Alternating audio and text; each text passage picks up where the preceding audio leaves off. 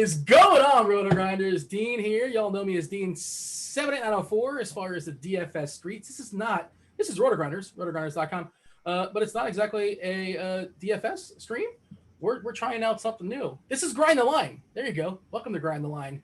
We're going to be watching the Milwaukee Bucks take on the Atlanta Hawks Eastern Conference Finals, and we're going to help you guys wager, help you guys bet. We have a competition going on. It's between I don't know, SBK Keach. I feel like the people know. This is no offense. This is no slight. I feel like the people know. The people out there watching, they probably know Grant more than you. I mean, I don't want to say you're the underdog. Sure. Do we have odds on who's going to win between the two of you? I'm sure if there was a public line, he'd probably be like minus 120. But it's a bad line, right? If I were taking this incredibly seriously and trying to just beat you and not make as much money as I can, I would probably put the line at minus 150. Oh, that's definitely a bad line, but we should say, we're going to be making some live wagers. We're using the DraftKings sportsbook as far as our. You guys are both getting $250. It's not $250 imaginary dollars. You guys are both wagering $250. Whoever comes out with the most. Have we determined a prize? Rather, you? I mean, you'll have more American dollars. That's a good enough prize, is it not? It's a good prize, man. Yeah, that's all I'm looking to do. Grant, I want to stir the drink now. What makes you think? And also tell the people what we're doing here, Grant. Give a little summary. You guys know Grant Neiffer. That's SBK from our projections team here at RotoGrinders. You know him from such things as our previous basketball shows. He would come on for like 15 minutes or so and give us a little breakdown as far as what body parts are in and out. And you also know him from the projection team. Well, maybe you don't know. You see the projections. There's the face. That is the face behind. And you bring the sexy to the show as well. By default. Trying, man. Doing my best. I feel like if the tank pictures came back, that'd probably do me some favors. But people are probably strange to see this face. They're just used to seeing the angry tank face. So, Grant, why would you be minus 150? You don't respect Keach, or you think you're just that good and that modest? I'm just that good. Oh. That's an absurd line. I mean, he's not a good bookmaker. That is that much we know from that line. Wait, you really don't think that I would be the massive favorite here? Definitely not. Slight favorite. Well, that's too big. Yeah, maybe a slight favorite, but 150. You think you're that much more likely to make more money? I would say that's a bad line. I mean, that's fine. We're gonna find out over the next 3 hours, I guess. So we'll have somewhat of an idea. But yeah, that's an absurd line. Yeah. You guys are both obviously in legal states. Keach is in Tennessee. Grant, of course, is in Colorado. I'm not. So I know a guy if I need to. Maybe. Wink, wink. Am I the guy that you know? I mean, I know several guys. We can literally place this line for. I don't know the legality of it. I don't know how things work. I don't really care. This is being recorded. It's on the interwebs. So, like, what's the upside in saying like you're the guy? But I know a guy. More than one. I guess I know guys. Clip that, producer Devin. There you go. It's a good little quote for the show. Grant, tell people what we're doing. And are we locking in amongst your $250? Are we locking anything in pre-show? Are you locking anything pre-show? You guys can wager. First team to score, Milwaukee. I'm giving the people a little bit of knowledge. There is a DraftKings promo if you're in a legal state, which I guess the promo just ended 2 minutes ago, so irrelevant. But yeah, if you, I think my screen's up, right, Devin? Oh, I'm logged out. I don't know if this just does Face ID. Devin, put my screen away. Put my screen away. Is it away? What did it catch on your screen that we shouldn't have seen? Well, no, nothing's on my screen yet. I need to log back in. I don't know if it shows this. Okay, it doesn't do anything.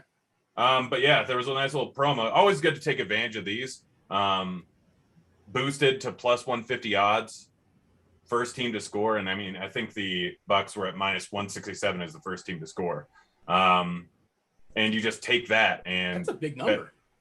Minus 167. Yeah, I wouldn't bet that normally. I would have taken Atlanta plus 120, but you could literally put $27, $28 on Atlanta to score first, and then 25 on the Bucks to score first. And no matter what, you eke away a profit. So little knowledge for you guys. They're doing the tip-off right about now. But did you have Keach, did you have anything pre-game? Anything you're sort of locking in? There goes the tip-off right now. We're all going to be watching it live with the people. Brook Lopez once one of the last two tips loses this one. I'm also on this Milwaukee to score first, so I'm hoping this goes well. Kevin Hart, don't do anything good. Don't do anything good. Does anybody have whoever scores first? No. No, that's actually that was a promo I should have hit. There's a block for Lopez.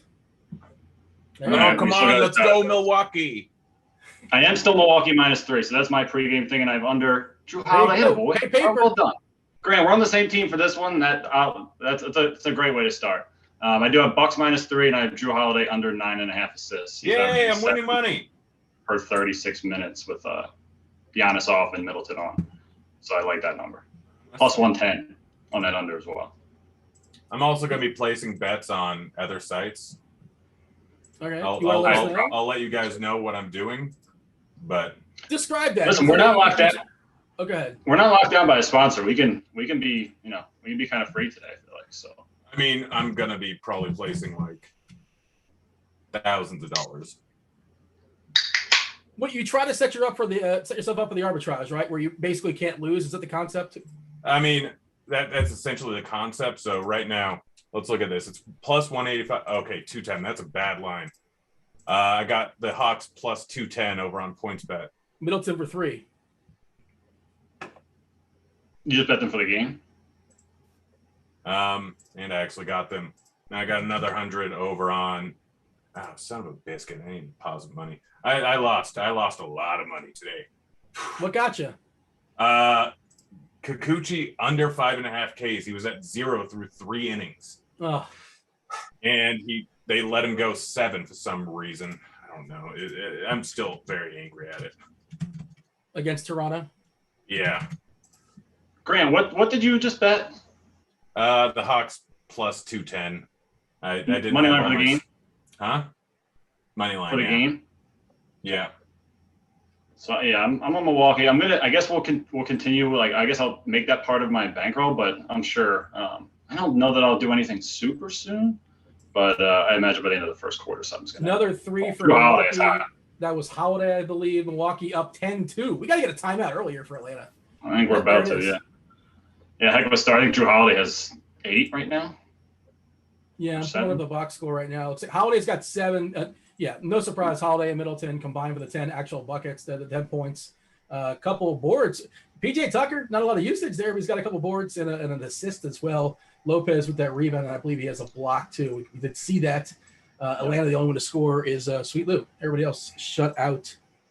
I did play a little bit of DFS too, just because I knew I'd be on this show and kind of. I didn't do anything too goofy. Was there something that you liked, Keach, as far as an actual individual player, or did you wager? I was looking at scores and odds earlier today, and I imagine the odds changed because what Andy wrote up, Holiday over 22.5 points, Middleton over 27.5 points, and that probably changed as the day progressed. I mean, Giannis was doubtful. I can't imagine anybody thought he was actually going to play, but those numbers seemed a little soft. 22.5 is on Holiday and 27.5 in Middleton as far as actual points scored. Did you wager anything like that as far as just for the entire game? So I have the only thing that I found that I really liked a lot was I know Drew Holiday's assist prop I think was 10.5 early in the day, but the under was juiced like -140. I didn't hop on it then. Got down to 9.5 and I got it at plus 110. So I think Holiday with I think I just said this earlier, but with Giannis off and Middleton on, Holiday was 7 assists per 36 minutes. So like that number there. Yeah, I do think the point. Well, I mean, obviously it's 7 points right now. It's kind of easy to say, but I think that probably was a little light. But in terms of like the DFS guys who I might have taken a shot on, I think Bobby Portis, obviously, because he was starting, would have been an interesting like captain spot guy. Trying to set this up, by the way, like I'm on a different PC right now. I got a huge microphone in front of this laptop, like just trying to set up for the stream took me like an hour. So I didn't really get to do much of anything beyond I had I placed the Bucks -3 as soon as Trae Young was ruled out before that line got taken down. And then the Holiday one I placed a little bit after that. So yeah, no DFS for me. Just time restriction on not being able to set this shit up. But I think Bobby Portis would have been a guy I would have looked at. And then yeah, this is like it's interesting. Grant, before they start up, we have Milwaukee -8 live right now. Is this sort of like maybe you just don't play the game at all, and then you just like instead of getting Atlanta +3, now you get Atlanta +8, just 2 minutes into the game. Is that something you like to do? Oh, this is a good line. This is a good line. $100 on Atlanta plus 290. It is something I like to do. Like that, like I generally, like if I'm not live betting within the first couple of minutes of a game, like team, like if I didn't have anything on this, like I might look at Atlanta, but just some team that comes out just obviously shooting the ball terribly, other teams, shooting the ball well like that, it's gonna regress to the mean over the course of time. But I will sometimes place live wagers in the first couple of minutes, but it's I guess somewhat rare. And then probably at this point, if I don't place anything in the next couple of minutes, I'll probably end up placing something maybe at the end of the first quarter. But it's kind of weird. Like when I'm live betting, I'm usually kind of like I sometimes have something in mind I'm looking for. Sometimes it's just like letting things materialize to see if anything kind of comes about.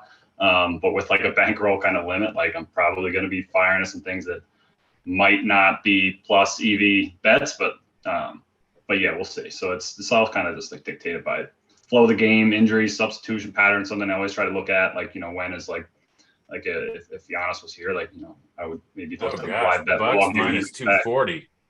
What do you got there, Grant? That's a lot. Bucks minus 2, back up to 281. It was a bad line there for a second. Did you pounce? I was about to. It moved. It was over on points bet. I got my eye on chat. DB's watching. What's up, DB? Feel free to participate. Daniel? Throw out some comments there. The chat says SBK needs a barber. Has it been a while there, Keach? Are you kidding me right now? Any of these idiots in chats telling them I need a barber? My hair definitely looks better than them. I definitely look better than them. I don't even want to hear about that. And talking about this camera sucks. I don't do this, but the lighting's terrible. Don't nobody be talking about my hair in a negative way. You're straight up wrong. I lived in Nashville. You're in Nashville now, and I'm not there any longer. I never really found a spot. Like, I like to find an official spot. Do you have an official spot you go to? You the guy or what? I do. I have a girl. I'm going to shout her out right now. Haley Schroyer, over, I forget what the salon's called. Lebanon Pike in Nashville. But yeah, she sets me out nice. Yeah. There were several that I noticed. I don't know if it was like a Nashville thing that like they would give you beer while you're waiting. I feel like that's a Nashville thing. Yeah, or is that a Southern thing? Yeah, there's a couple places that do that. I'm not into that. I'm in there to get my haircut. I'm getting out. After I'm not drinking a beer sitting there. I got a beer, and I get cold, and I'm sitting there the whole time with a beer in my hand, and my hair is falling on my beer, and like, what am I supposed to do here? Yeah, it's dumb. But yeah, all these, I'm gonna find these people. You're not supposed to tilt the chat. You're getting mad at Jackie. I mean, I'm just letting them. I mean, they're getting first of all, not a great image. Like, you know, this camera sucks. This lighting's terrible. Not in my regular room. Not that it would be any better in there anyway. But yeah, I don't want to hear any slander about the hair. Since you're already a little bit ornery, I should ask you about Ben Simmons and your Philadelphia 76ers. Oh, Jesus Christ. Yeah, dude, I actually thought so. I ordered one of the playoff shirts. I wore that 3 times. They lost all 3 games. So I feel like I should burn that. But yeah, I mean, just an unbelievably sad turn of events with them. I don't know what they're going to do. I mean, he's gone, right? You won't accept him to play there in Philadelphia anymore. You want him out. I mean, I say that now. If they keep him on the roster, there's no chance I won't talk myself into the fact that he's going to be better. I mean, then the regular season will go good, and I'm like, oh, maybe he's turning corner. Maybe he's not going to be the same guy in the playoffs. And the playoffs start, he's going to be the same guy in the playoffs. So it's just, we're never going to have anything nice in Philadelphia. We had the one Super Bowl, Nick Foles. Brook Lopez will finish. This is a real nice start for Milwaukee here. Lopez looking pretty solid out there. 4 points, got a board. Tucker's got 4 boards as well. Atlanta did get a 3 from Bogdanovich. That's pretty much it. 16-5. Grant, you got your eye on anything over there as far as betting wise? I just took Atlanta for 200 at plus 300, and now they're up to plus 360, placing 300. Atlanta's going to win this game. So now the idea is that Atlanta's going to come back. It's going to be 33-32, whatever, and then all of a sudden now you're going to get the Milwaukee side with like. Now you're sort of middling it and you can't lose because both sides are plus? No, that's not exactly what I'm doing. Okay. I'm just pouncing on bad lines. William Hill has them at minus 320, which is just a trash line right now. Yeah, you don't want that. Grant, how many books do you have up right now? 4, 5. Okay. I mean, I'm only working with 3. There's in Tennessee, it's DraftKings, FanDuel, MGM. There are a couple new ones. I know William Hill's been around for a couple months now. I don't have anything there yet. Twin Spires is another one I think that's new in Tennessee. But yeah, I'm pretty much just the big 3. And live betting, I feel like MGM among those 3 generally has the best lines in terms of like DraftKings. I mean, it always depends. So currently, FanDuel's just horrible right now.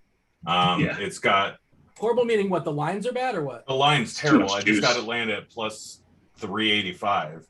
And over on William Hill, I can get the line at minus 300 on Milwaukee.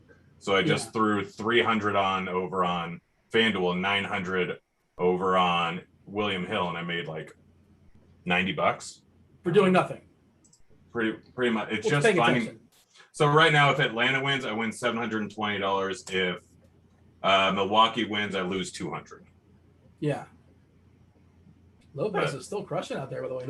I mean, they were like he pretty much got played off the floor at certain times in the first couple games of the series. So it is kind of surprising. Like I saw a lot of people had talking him up. I was like, I don't really know how much his role is going to change a whole lot, but it does look like he's at least starting hot. I don't know if we'll keep it going or not. But I just find him wild because he is the antithesis of 2021 basketball. He if you're to point to one player that speaks to how the game has changed, is it not Brook Lopez? It has to be, right? Yeah, yeah, I thought you were saying he doesn't fit at first. I was like, well, I think he does. No. Yeah, I mean, obviously he's turned into pretty much a spot up kind of 3-point shooter rather than Bobby Portis or finish. All right, this is. I may end up buying him in Atlanta here soon. Grant, what happens if Atlanta just gets routed? Are you broke? Is that what happens?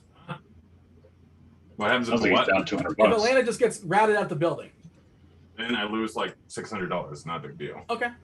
Well, are you going to keep hammering Atlanta as this progresses in the line? The line's going to get more appealing. Holiday for 3, yeah, bricks it out. I just hit that. I can lose. This isn't a zero-sum game. Yeah.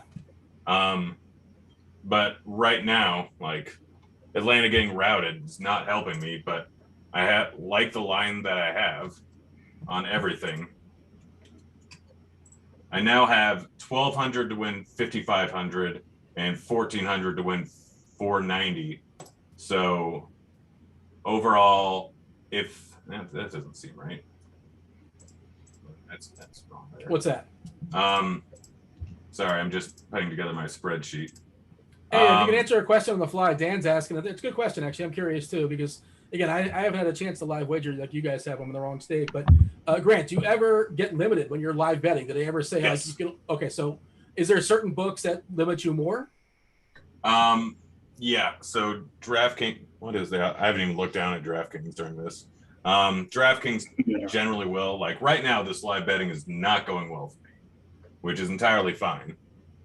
Games have swings, and so more than likely the Hawks are going to go on a hot run.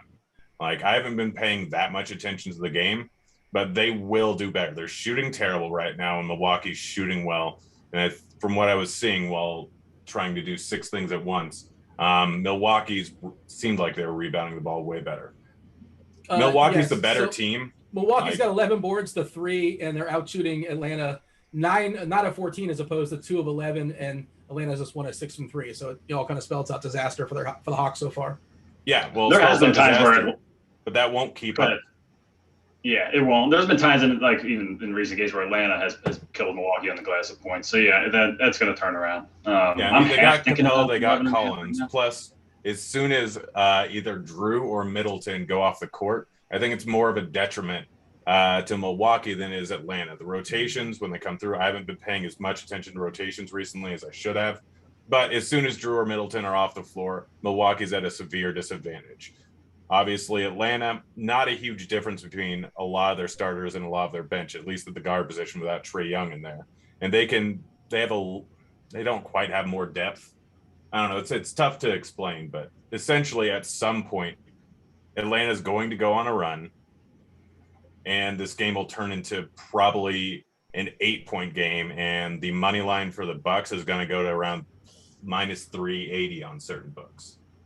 Yeah, I mean, the thing is, though, Middleton and Holiday, they're going to play 42, 43, 44 minutes, so they're only going to be off the court for so long. But I hear what you're saying. Yeah, but they're also going to get tired because they have to do a lot more. Yeah, of course. They're going to regress, and Atlanta's got to get better, and Milwaukee's got to get worse, just based on math. That's just how it's going to go down. What do they limit you to? Sometimes it's almost like they just say, "Hey, only $50 or $100." How bad do those limits get? It'd be way lower than that sometimes. It's literally entirely arbitrary.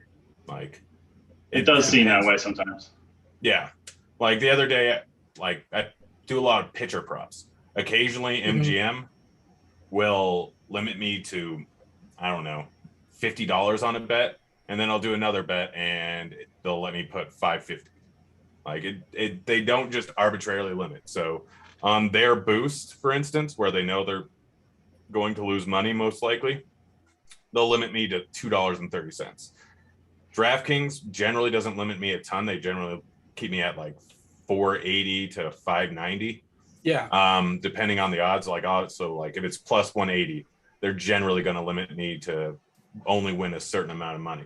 But if the odds are minus 190, they're willing to let me put more on. It's all about how much I can win on that bet is generally where the limit.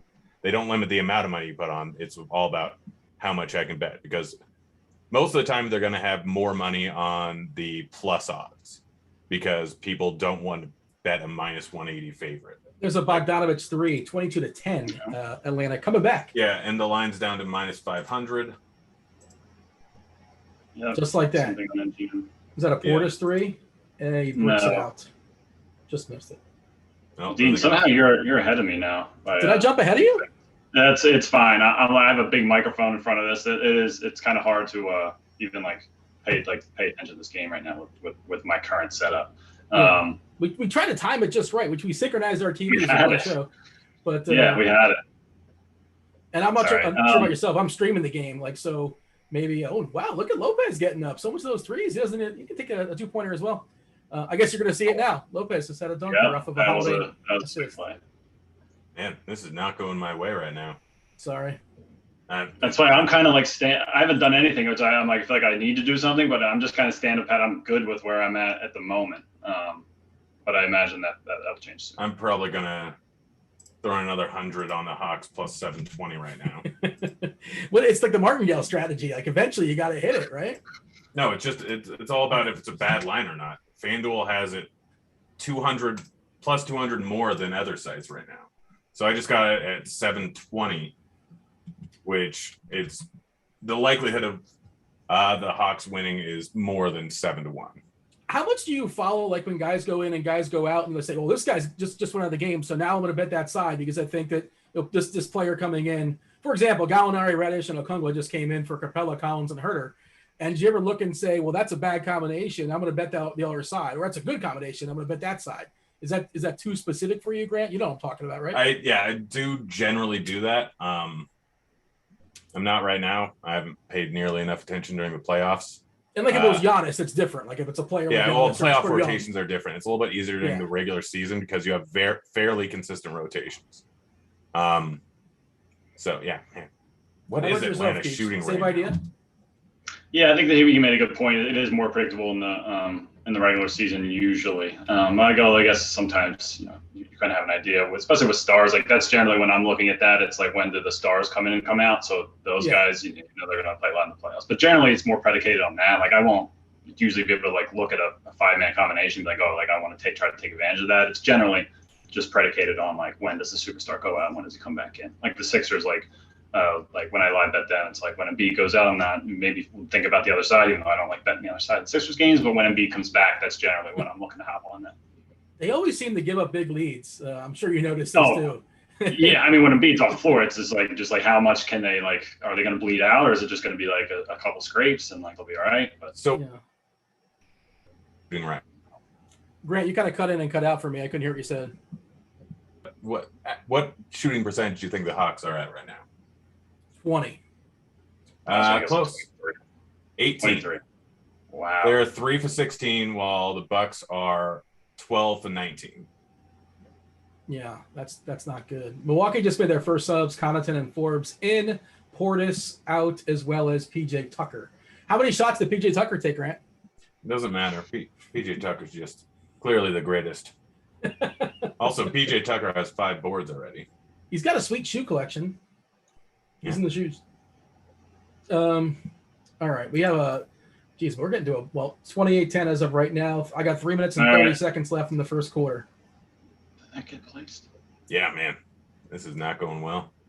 All right. So I just went Hawks plus 15.5, $50 for noted for Devin. Yeah, I feel this is not going to continue for too much. Brolo, 10 points, 2 boards, 2 blocks, 2 dunks. He's crushing out there. Yeah. So as of right now, he's at a 12-point middle. Oof. Is that they're going to call that a foul? I guess that was a foul. We're going to get free throws here for Atlanta upcoming, down 30-10. Do want to say hello to the chat once again. What up, chat? Do subscribe, turn on notifications, ask questions, man. We're going to be here the entire game, no matter how awful the score gets, no matter how much. Don't even think about talking any shit on my hair, though. I'll tell you that right now, Pat. Do not even come at me with that. You were very sensitive about the hair. I mean, it's what it took 10 minutes, and they're on me for like. First of all, it's the lighting. My hair's fine. Don't even think about it. Grant, you want to say something nice about Keach's hair so he feels better? You look nice. I just threw $60. Thank you. This is part of our thing. So Devin, throw in chat. $60 on over 11.5 points for Collins. Grant, I got a question here from Beatboz in the chat. They're asking specifically of you. Are you a fan of same game parlays? Generally not. Why not? I mean, it's a lot of times just negative odds. But sometimes, I mean, I don't know. I'm asking. I've seen, like, I'll see on Twitter where they say somebody took this $12 and turned it into 10 grand. Like, obviously, every goofy thing in the world has to happen, but there is, in theory, I would imagine, some sort of correlation you can make with it. Yeah, I'm not into them that much. There is a lot of spots where you can generally find that, and if you know what you're doing and have an algorithm to create game script and stuff like that, you have positive correlations between them. A lot of times the sites also know that, and they are able to they give you true odds. Some sites give you true odds, some sites give you non-true odds. So true odds were just like, let's say you had 2 plus 100 bets. True odds, if you parlayed both of them had to win, then the true odds would be plus 300. But if they have any correlation, then sometimes you'll place those two bets together and they'll only give you plus 240 because there's heavy correlation. The biggest one being, like, let's say there's a 14-point favorite in the NFL and you bet minus 14 and the over. You won't get the exact odds, which two minus 110 bets would be plus 260. That's the true odds. They would give you changed odds. I can't remember the exact phrase, but they would give you worse odds. By the way, Lopez is tied with Atlanta right now. They each have 12 points. Wow. 2 minutes Lopez left. Yeah, Lopez, and he's got 2 blocks. He's got, for DFS purposes, 2 blocks, a steal, a couple boards just for fun. And in Holiday's got 11 points as well. So, geez, Atlanta, just a rough game for the Hawks to come out the gate. Not the way they want to start, obviously. And they even, are they rolling 10 deep now? Are they 9 deep? Dunn is in the game. Herter, Gallinari, Dunn, Reddish, and a Kungwu. So 9. Yeah, there you go. Man, there's a dunk. It is weird seeing Chris Dunn get minutes right now. I mean, obviously, Trey, they don't have a lot of other options, but it is weird seeing Atlanta's about to go on a run. I forgot, like, he was on Atlanta. Like, I think he was hurt all year. Wasn't he, like, actually hurt? I think he was hurt. You guys tell me, but I forgot he was a Hawk. He was traded from Chicago, or he's a free agent, I think, right? I believe he was a free agent. Yeah, he was hurt for a big chunk of the season. Yeah. In Chicago, didn't they cut Campaign? That's yeah. I mean, he was playing overseas. I know he was like with the Suns, I think, G League before he joined them in the bubble, and that was like, he's been just kind of red hot ever since. He's another one. It's been bizarre watching him in this series, like, just, I mean, playing well. Yeah. Still does some very dumb things occasionally, but. Is there anything as far as bets wise that Grant, that you're sort of looking at, like, start of the second quarter, and or is that like, I know that's where traditionally that's like where bets are. You'll see those, but obviously with the live stuff and all the you can. So bet on I'm mostly just watching the live line. Yeah. Over on PointsBet, the Bucks are all the way down to minus 600.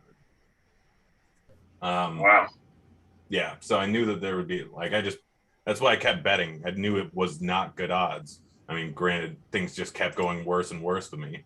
But FanDuel had so the last bet I had the Hawks plus 720. Now they're all the way down to 551 for the Bucks, plus 390 for the Hawks. Milwaukee just missed a couple threes. Looks like Atlanta's going to the free throw line. I think they made the first one. They might have lost the second one. Are you cheating and looking at like the online box, because that hasn't happened for me just yet? No, I can literally just.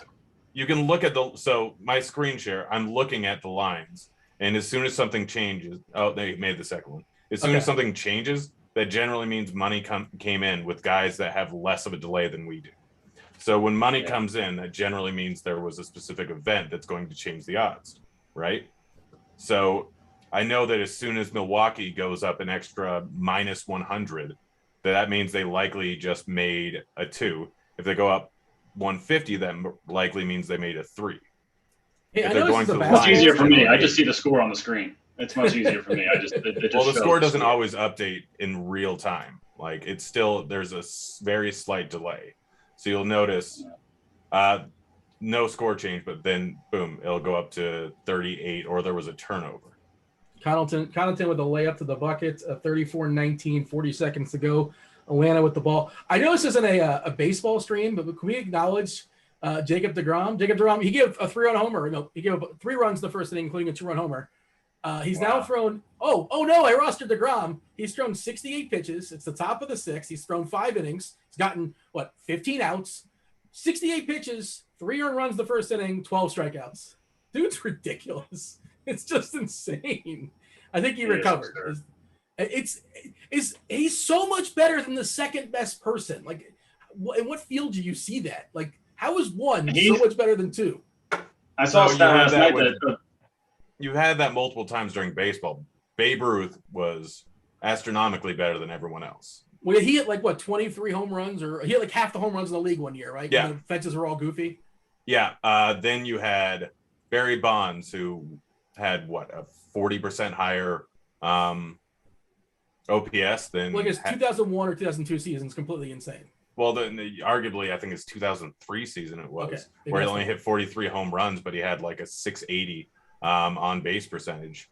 Like, he was just better than everyone else. Distinctly, yeah. He was that far above everyone else. It's just so amazing. Like, millions of people are trying to do something, and somebody is still so much better than everybody else at it. It's just so odd that, the gap from 1 to 2 is outrageous. Maybe the chat can tell us another player that may or not be. The only other one was Ronda Rousey for a short period of time in women's MMA. Wasn't that kind of fluky, though? Was she somewhat manufactured? I don't know. I'm stepping out my field. I mean, I think it's partially fluky, but a lot of it had to do with kind of the same reason with Babe Ruth. You get an extreme outlier who just happens to be incredibly physically gifted and also incredibly dedicated. Now we have guys like that in the league, like LeBron, Kobe, guys that really work hard and are incredible athletes. You don't often get those two things together. And in smaller sports, which women's MMA was, it didn't have nearly the following. You ran into that. And then Tiger Woods, by the way. Tiger Woods during his prime was that far ahead of everyone else. I know nothing about golf, but I remember he was almost like an even money favorite to take down majors with 100 other golfers that you just don't see. Almost every single tournament, he was even money favorite. Yeah, and now, the biggest favorites are 7-1, 8-1, 9-1. This is you don't unless it's a smaller tournament or a weak field behind them, like DJ or Bryson or Ram will end up with plus 800 odds. Dan in chat letting us know, John Collins did not record a stat in the first quarter. That seems bad. Yeah. Did he get foul trouble, or was he just No, terrible? he was 0 for 5 from the floor. That's why I bet Collins over 11.5 points scored, including overtime. He's shooting. He's not. Did you do that on FanDuel? What drink should I grab next? Well, what's your options? No, I did that for our bet. I bet $60 on it out of the 250. So do I want Pink Velvet Nitro, since Dean doesn't know what nitro is? We argued about this pre-show. You can't say nitrogen. You're too busy for an extra syllable. You have nothing else to do but say syllables. Well, it says nitro on the can. It's okay. And I don't think it's technically nitrogen. It's nitrogen and oxygen. 1 part nitrogen, 2 part oxygen. You got to chug a beer at some point too. You lost a bet shockingly to me last night. One of our on our bets. I don't know when you want to pay that off, but yeah, you mean Ohtani didn't outscore Nola? I played them both for the record. I did it just for funsies because I figured it would be on the show and one of us would have to drink a tasty beverage. I actually grabbed myself a beverage too. I bought in the store just for this reason, just for the show. I have not had a beer, Grant.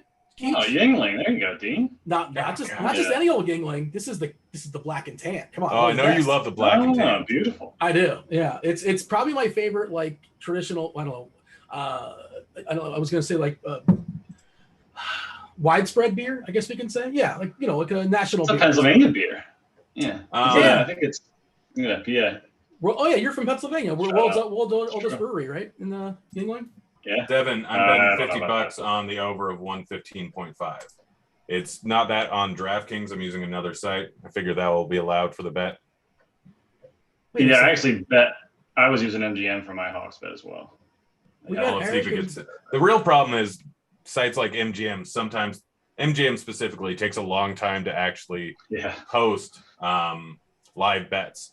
So a lot of times I'll get it, I'll hit it, and then 10 seconds later be like, nope, you didn't get this. Yeah, it's super. I mean, I feel like they all kind of do that, but yeah, MGM is not great with MGM's generally the longest lag. The shortest one is generally DraftKings and FanDuel. Yeah, which was the best one to take advantage of? That experience.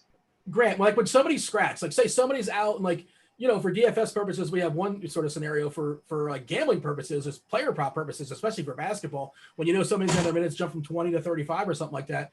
What site is best to take advantage of, the best to exploit? What site is slowest as far as changing their lines? It's different every day, but I would say William Hill and BetMGM are generally the two slowest. DraftKings and FanDuel, because they have fantasy product too, is my guess, are a lot quicker.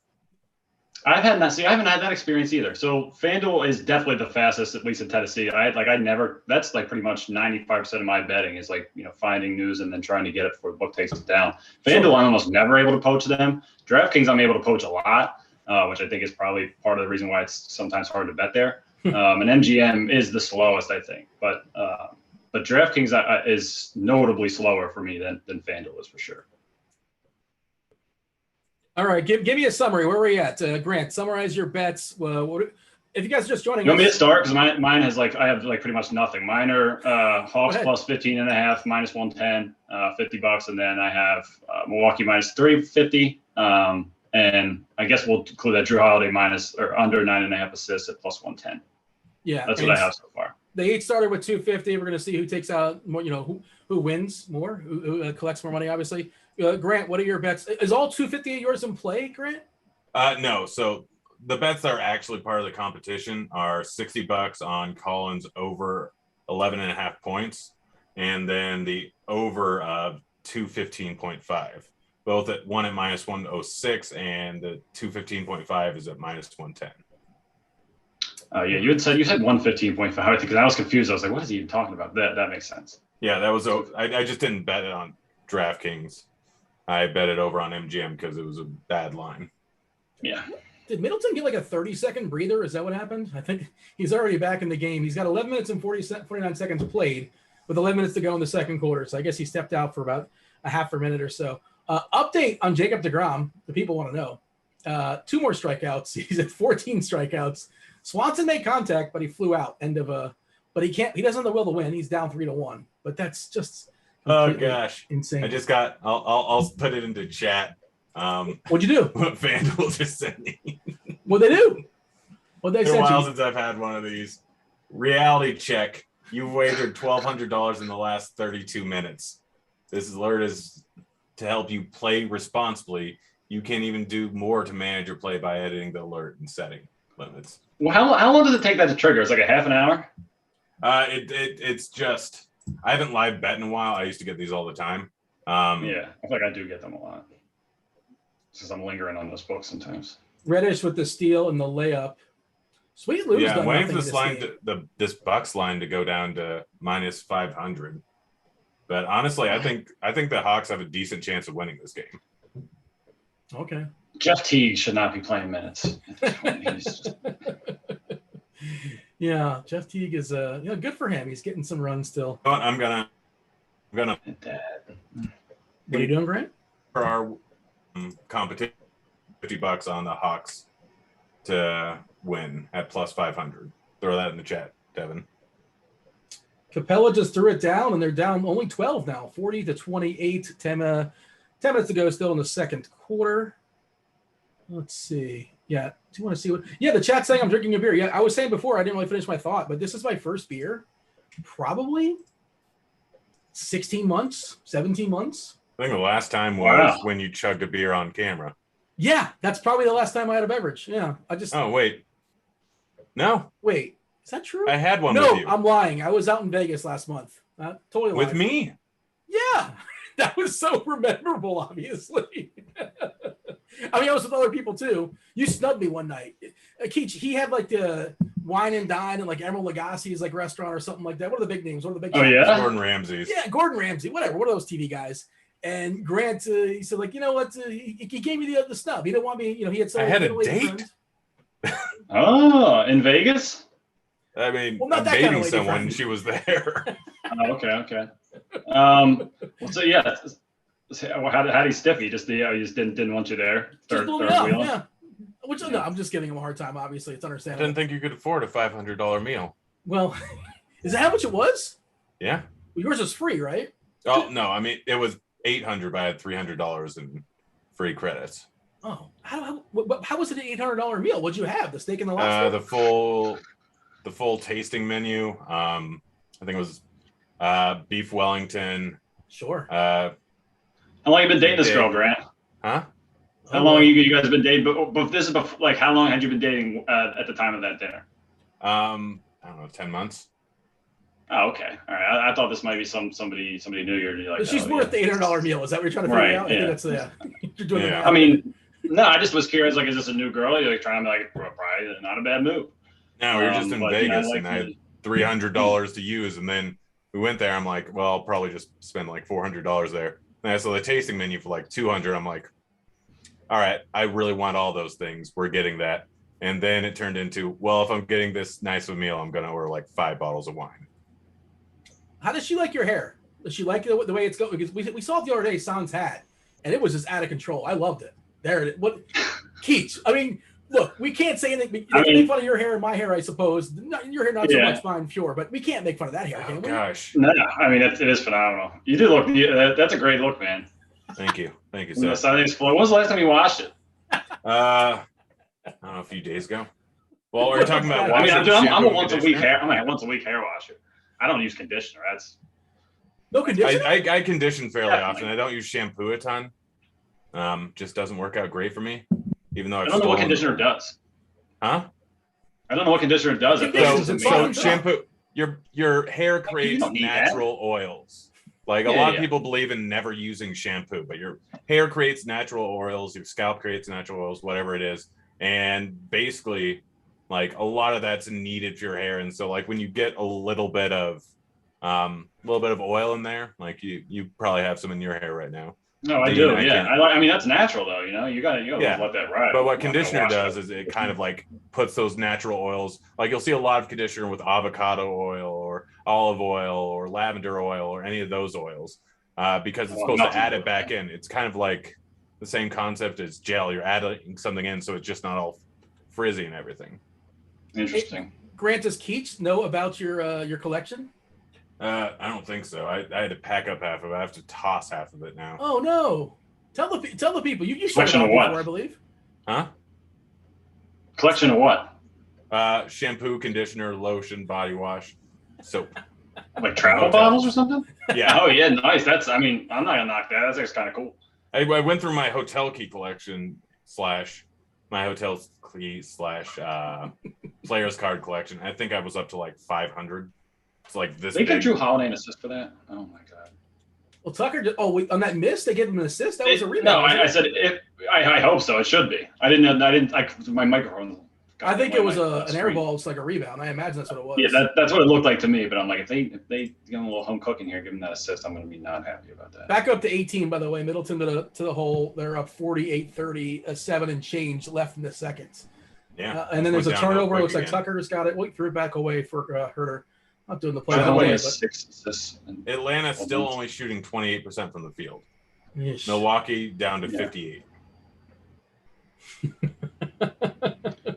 Producer Devin says in the chat, SBK wanting nothing to do with avocado oil conditioner had to be minus 500. That's a lock bet, right? Yeah, SBK? I mean, that's the most made up thing of all time. If people are buying avocado cream, what? That's avocado oil conditioner. So it's your hair gets very, very damaged by shampoo. Wait, what does avocado do for it? If you're buying avocado oil is strictly the fats inside of avocado, which is full of polyunsaturated and monounsaturated fats. They get into your hair and help fix it. All right, man. I'm not down with that. But, did you say that's the most? Your hair looks nice, so maybe you are right about it. But, huh? Jeez, I know. Did you say that's a millennial thing? Is that what you said? No. Oh, I thought I heard you said it's a millennial thing. Never mind. Because I thought there was irony in that with you being the youngest of the three of us. Oh, is that a 3 for Bogdanovich? I'm not the youngest, I don't think. I think. Yeah, you are. 31. Yeah, you're the youngest. Yeah, barely. I thought, but you're the youngest. Okay. Yeah, you just got me. Dean, I still remember this. So you guys were talking about Vegas. I still remember the first time we met. I think was also in Vegas at like one of the RG parties, I assume. 15 maybe RG party. Yeah, that's why I think it's been like 3 or 4 years since we even had one of those there. I think. Oh, you know what? Dan's in chat, and he was revealing. What was the name of the place? Senor Frogs. He put a picture up. I wasn't there for that Senor. I've been to a Senor Frogs party. The post Sunday night. You wrap it up at Senor Frogs. But apparently some things went down. The initial RG, I wasn't there for it. I don't know what you can say or what you can't say or what you've been sworn to. But can you just give it a thumbs up of an endorsement of Senor? Apparently you can. It's I have no idea, man. I was there. I wasn't really there though. I don't really remember it. I think I was like 23 or no, maybe it was 23, 24 at that point. So I remember having one too many. Dude, they give you those drinks in there. They're like literally as tall as me and like just filled up with like just sugar. I think I like fell asleep in the bathroom there or something. And then I remember just somehow running into Stevie, TPFL, another RG guy here, walking the wrong way toward our hotel. And he just happened to see me. And I think my legs just stopped working when I saw him, and he ended up having to just carry me back to the hotel. And I woke up the next day with my shoes on. And Brian Horrigan, friend of the network, he broke his ankle the night before and calls me. He's like, hey, like I can't walk. Like I need a wheelchair. Like, can you like help me out? And I was like, dude, I think I need a wheelchair. Like, I don't know what's going on. My shoes are still on from last night. Like, let me figure this out. And Cal had to go down and like help him out. And Brian did not let me live that down for a while. Oh my gosh. You know what's weird? I've never needed help walking because I was too drunk. Oh, dude, it's happened to me twice. I remember in a bachelor party happened to me once. I like was sitting in the same place for like 2.5 hours, just got up and just like, I basically just didn't even have like legs that were working anymore. And that's pretty much the same thing happened. That's kind of John Collins has recorded a stat. He's got a rebound for John Collins. So nice. Good for him, man. There you go. Proud of him. In the chat, this is a good comment here in the chat. NYG fan 56. I did not have a breakdown of avocado oil benefits on the betting board today. That's pretty good. I like that. I didn't see that one coming either. Hey, you know what? I've never had an avocado. I've never eaten one. Also, definitely not. You've never eaten an avocado? No. Okay, hang on. I have to jump in. No avocados. It looks gross. It's green and it's like soft. Like I don't know. Keach, you're twisting the knife, man. Dude, have you had guac? No. Well, it's the same thing. Go eat. They're both green and they both just don't look. If it's green, I really don't want to have much to do with it. So order some chips and guac right now, delivered to your place. No. You have to pay me to eat it. Also, I'm not. There's no way I'm not poisoning myself with that. You send me some hot wings, sweet heat. I'll put them down. No problem. Don't send me that. Wings. Don't send me nothing green. I don't want that. I mean, there's a chicken wing shortage. You guys know about this? Mm-hmm. Yes. Yeah. Now it's going to become thigh style. Oh, yeah, it's such bullshit. Thighs are 20 times worse than wings. I'll pay $6 more, whatever these places are trying to get. No, I agree. Thighs are, but. Is it general, like as far as wings versus thighs, you think wings are distinctly better? For sure. It's not even remotely close. Okay. Well, why is there a wing shortage? Do we know? There's not enough work. I read this. I thought I was like, wait, it's like they just having problems with chickens, like not turning them out, no eggs or whatever. But it's not that. It has nothing to do with chicken at all. It's like they just don't have enough workers in the plants. Like I guess they just can't find people. Yeah, there was a whole lot of problems in the slaughterhouses during COVID, and a lot more people were eating at home, which and a lot more people got into smoking meat and barbecuing. It was real. Did I tell you what? I'm about to round up the homeless population in Nashville and be like, go, like, work for the chicken companies. We got to get this back going. Like, I can't be, everybody benefits. They get jobs, more chicken wings. I get to eat more. I mean, the real problem is there's always a lag. There's always a lag, and then it will go back to equilibrium. So if we get more workers in there, then we'll be able to churn out more chicken wings. And when the demand drops back down to its normal equilibrium, then it will. Nice 3-pointer. I'm behind, apparently. Yeah, so am I. I had Bogdanovich in game 3 over 14.5 points, assists, and rebounds. He took 16 shots, couldn't get there. And now he's just like the last 2 games just has not. Dean, what do you think the odds are that Atlanta wins? I would say they're currently plus 350. I was gonna say plus 350 as well. So I can get it. I'm really close to throwing more money on Atlanta, even though I have a ton. Atlanta's plus 620 on one site. That's a and big then number. Over on PointsBet, it's plus 460. I think you hit the 620 and like if they get close, you can take. Well, the main first of all, may not get close. They have to actually shoot well. But right now they're professionals. So right now my breakdown of the money line on this game is I have 1350 to win 6,675 on Atlanta, and I have 1,400 to win 490 on Milwaukee. So do you have a spreadsheet so you know where you are at all times? Is that what's going? That makes it a lot easier for you. Yeah, I haven't done this in a while because it's absolutely exhausting. Like I did this during the NBA playoffs last year, and I think we talked about it. Yeah. You would talk and you'd be on the phone like, I got 10,000 on this side, whatever it is. Well, I was just so happy to be working again. It was beautiful. That I just let me say this before this line gets worse. So Devin, I put a small $25 wager on Hawks plus 550. So I'm like almost kind of on this Atlanta side now in a weird way. Collins just missed a bunny. Collins grabbed. Lou woke up, couple of buckets for him, and Collins grabbed the board, missed the 3-footer. So that would have been huge, but it looks like the lead's going to be. Well, that looks like someone came back and scored. Lopez again on the inside. They cannot contain Brooke Lopez apparently. It's 570. I did not expect to say. 25 again. Yeah, that's like it's very surprising. I can't. It's been so long since I've done this. There should be some part of this where I don't know. I have no idea. What are you looking for? Keith, you're in Nashville. Do you have a hot take as far as the hot chicken? Now it's down to minus 550 for the Bucks. Yeah, it's plus minus 450 now. You're good. But the roof. Oh no, I just missed that.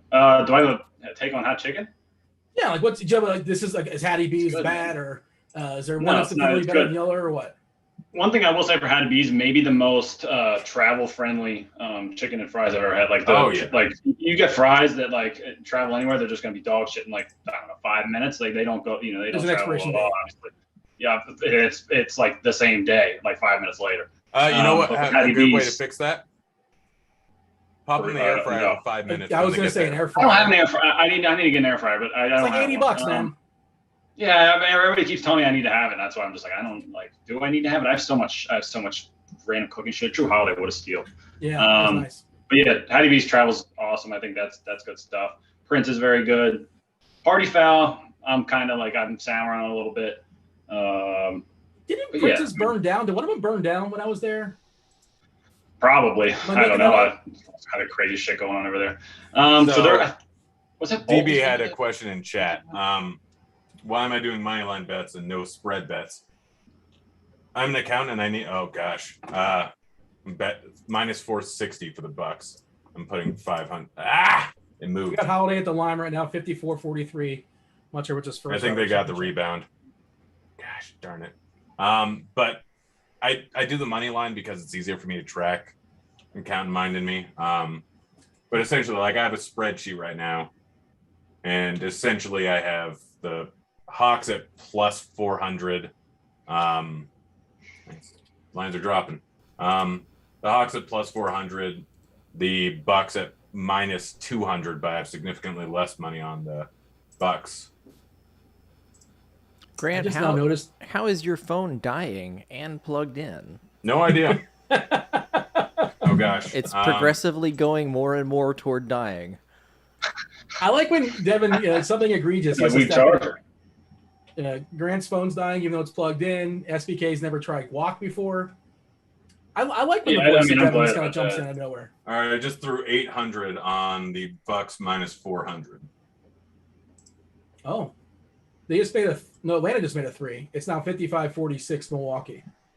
Yeah. I feel like Portis has been out of the game for a long time. He just came back. Did he miss a big chunk? Oh, maybe not. Not a big chunk, no. I don't know why my phone isn't charging very quickly in my computer. Maybe if I put it in this one, it'll go quicker. Don't tell me what to do, Devin. I'm an adult. Well, they could have cut the lead to single digits, but Herter missed a 3. 2 minutes to go and change. 57-46 Milwaukee. Holiday turns it over, throws it away. I think we got a timeout. We got a timeout here, Grant. This is an opportunity to make a wager. All right, let's see what. No, Devin, that one wasn't for the bet. That was for my own accounting. Yeah, I'll mention your name specifically, Devin, whenever I'm placing a bet that's part of it. How much do I have on the line right now? So, summary of the bets. I have 50 on Atlanta plus 500. I have 50 on Collins minus 106 to get over 11.5 points. And I have 60 on over 215.5. And I'm up. Me and Keach are both up 37.50 on the opening possession. So as of right now, I have roughly $110, $115 to bet with $160 on the board. I wish I could keep as good a track as I'm like this whole. Oh, I just did all the math in my head. I can't do math in my head. Oh, gosh. I can't even find this DM from you guys right now. What's going on? I'm just looking at Roth's Twitter account because I'm very concerned the game has not started in Colorado. Grant, look out the window. Is it okay there or what? I'm in a basement. I don't see any rain coming down. Well, you're in the basement. Let's hope not. It's not raining in the basement. No, but I don't have many windows. I have one window right here, and there's overgrown bush on it. Yeah.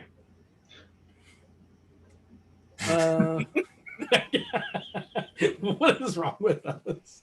Oh, there's a lot of things wrong with me. Right now, I'm depositing more money into my betting accounts. Oh boy, I think you're gonna get our alert from FanDuel. Let you know. What do they? Can't you like max out or like extend your amount of money you're allowed to wager? Just kind of giving the heads up there, or what? FanDuel, they were just trying to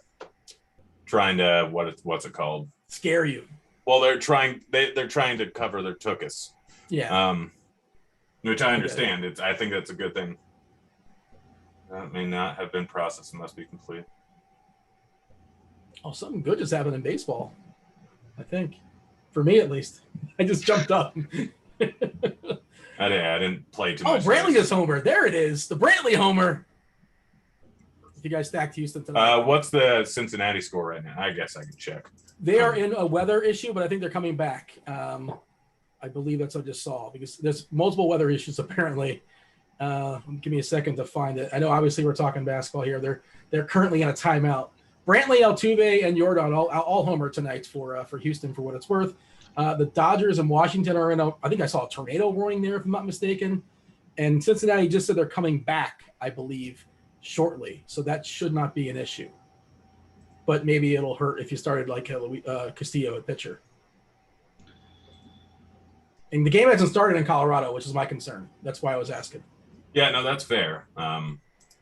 There's no rain where I'm at right now. I'm about 1.5 miles, 2 miles south of the ballpark. Yeah. So that is what it is. I can look at red weather. Gosh darn it. Capella boy not playing a lot of minutes tonight. 2 minutes left to go. Looks like he's not coming back from the commercial. They substituted a Kungu's in there. Just less than 13 minutes for Capella. FYI, if anyone's looking to bet right now, generally William Hill has the best odds on the Bucks, and FanDuel has the best odds on the Hawks. There you go. Points bet is now tied with Bucks, with the money line on the Bucks at minus 380. If it gets down to minus 250, I'm probably going to throw another 500 down on it. Grant, is there any way, this is a request from Dan in chat, and that's a good idea. Is there any chance you can share your spreadsheet, or is that just not possible right now? You keep referencing it. Is that too tricky for you? I can send it over I can send a screenshot over Devin. Devin, can you share it if I... 3-pointer for Herder, 8-point game. Wow. Atlanta's coming alive. Oh, God. Oh, no, something just happened. I think someone just came back and made a 3. So essentially, 1 second. Still computer's running. I have 2 laptops in front of me, by the way, and 5 different screens. I have 3 screens and 2 laptops. It's like my brain's in a blender right now. I don't know what's going on. I don't know what I'm looking at. I'm looking at you guys on two different screens right now. I don't know what's happening. I'm not watching you guys. What were you You gonna don't ask me? watch us. Dean, what do you have for dinner, by the way? I was curious about that. I had a turkey and cheese wrap. Oh yeah. Good for you. Grant, what are you having? No avocado. 80-60 avocado. I'm with you. Yeah, I'm pretty sure I'm just having that. hard seltzer. Nice. All right. I'm gonna What'd you have do. for dinner? I haven't made it yet, so I had what I had for lunch. I had honey baked ham. Shout out to the honey From the honey smoked baked ham turkey. company. Yeah. Went there for lunch. Picked that up. Also, I did get some to go, so I may have that later. But I'm thinking I want to make some red sauce, a little spicy marinara type of situation, and then Out of that. pasta. Yeah. You Pasta, red garlic sauce on bread. ham? No, not on ham. I'm not eating. First of all, I didn't get ham. I got turkey. I'm not. Oh. These are two very different things. Not even combined Who at all. goes to the honey baked ham company for turkey? I do. They have great turkey. Don't even. I mean, their meats are. Dan, who legit. goes to Hattie B's for the banana pudding? The banana pudding is phenomenal, and I agree. I love it. Good size. I'm just saying it's the same concept. Just because some place is known for something doesn't mean they don't also do something else very well. Tennessee, the South is known for banana pudding. That's like the key dessert. But like back-to-back threes from Milwaukee, one from Tucker. What did you just from say? Holiday. Did you say Tennessee's known for banana pudding? The South is. I don't The think South. that's true. You don't think so? I didn't know that. Yeah. No, I never heard anything about banana pudding. Ooh. Oh yeah. First I'm hearing about it. John Atlanta. Collins. I don't like bananas. I go to Smoothie King, get a 2,200 calorie smoothie, and I Oh, nice. say, John "You're not Collins giving me just any got fouled. bananas." That's what I was waiting for. He made both. Wait. No, you're. I think that was out of bounds. Someone got a 3-pointer. Well, yeah. There's 4.6 seconds to go. We're looking at. I guess it'll be a 9-point game in a second if your 3-pointer is true. Yep. Probably Collins. It's in Collins' hands, top of the key. Yeah, I assume he bangs it. There it is. 1 second to go. Wow.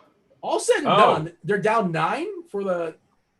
I mean, it could have been a lot worse for Atlanta. It's a big shot. Yeah. So the line right now shot, on most websites is around -380 to -500 for the Bucks, between +290 to +350 for the Hawks. I like that Hawks line. I'm not going to bet it because I have a lot of money on the Hawks. So is my spreadsheet up on the board? And somebody tell me they're going to play baseball in Coors tonight? Go ahead. I'm sorry. Dean's so worried about this core situation. Yeah. Is it up, Devin? Yeah. So essentially, as you guys can see, it's what I wagered, what it pays, the effective odds. The percentage is the effective odds or effective ROI if that part does pay off. So I bet the Bucks at -260. Oh gosh, that's off. I actually bet it better than that. Bucks at -260, Bucks at -300, Bucks at -400. Atlanta, I bet at +210, +290, +350, +360, +385, +460, +720, and +500. So right now, profit if win for the Hawks is 3,100. Profit if the Bucks win, it's -658. So essentially, the worst I can possibly do if I don't make a single bet on the money line is lose 650. And the essential odds I'm getting are +470 right now. So as of right now, I can go over to, let's see where the best odds are at. I can go over to William Hill and bet to win, 658. And if I bet to win 658, then I will essentially have turned a $120, $200 profit, I think. Let's see, I will have turned, if I bet to win 658, I will, at that point, if Milwaukee wins, I will lose nothing, or I will break dead even. If I bet over on Atlanta, or if Atlanta wins, then I will win $700. Hey, how much do those odds change? Maybe like what, a 15-minute period? I'm not sure. A playoffs a little bit longer. So it's generally within the first minute or two, or if any news comes out. Or also, like, what if like a bunch of people are doing what you're doing and they're finding the edges? It doesn't matter. So that doesn't matter. So if you look at the juice on live lines, it's generally the normal line is 10 points on each side. Live lines, it's I think 12 to 15, depending on which site you're at. So on FanDuel right now, if you're just looking at the spread, it's minus 113 for both sides on every single line. Over at BetMGM, it's minus 115. Over on William Hill, minus 115. Over on DraftKings, up on the board there, it looks like minus 134 and plus 105. So essentially, it's at minus 113. So if they're getting exactly even bets on both sides, then they are making a 7.2 or 6.5 to 7.5% profit. They don't care. They don't care. As long as they're getting even money on both sides, it does not matter to them. So at any point, they could limit me to zero money, which I'm worried about that on 3 of the 5 sites I'm betting on right now. But realistically, they don't really care. The biggest advantage in sports betting is prop bets and live betting. You are going to find huge discrepancies in odds across both sites. By the way, man, this is Scores and Odds show. We're going to be giving away stuff. I think you have to be in charge of that, Dean. But if you are signed up for Scores and Odds, you literally can. I might as well show it off. Devin, is my phone showing right now? Because don't show it yet. Devin? Yeah, it's funny, and not to cut you off, Grant, but I see Dan in the chat, and I was going to say, I like the comment before by NY, New York Giants fan, and I was going to give premium to him, and then somehow I got distracted in the middle of a conversation, and now Dan just said he made a funny comment about the avocado, which kind of amused me.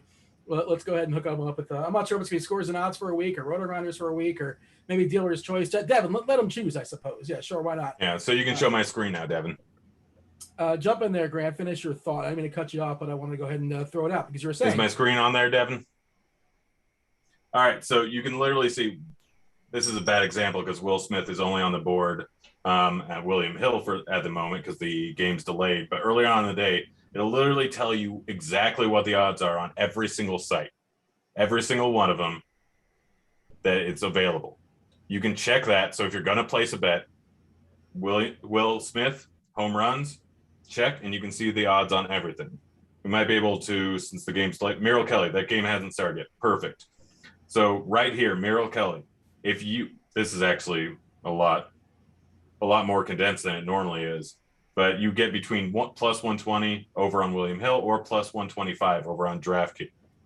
If you look at Wainwright, the difference is huge between BetMGM and FanDuel. If you bet the over at BetMGM, there's actually an arbitrage situation right now. You can bet the under for $128 and bet the over on FanDuel for $99, and no matter what, you make $1.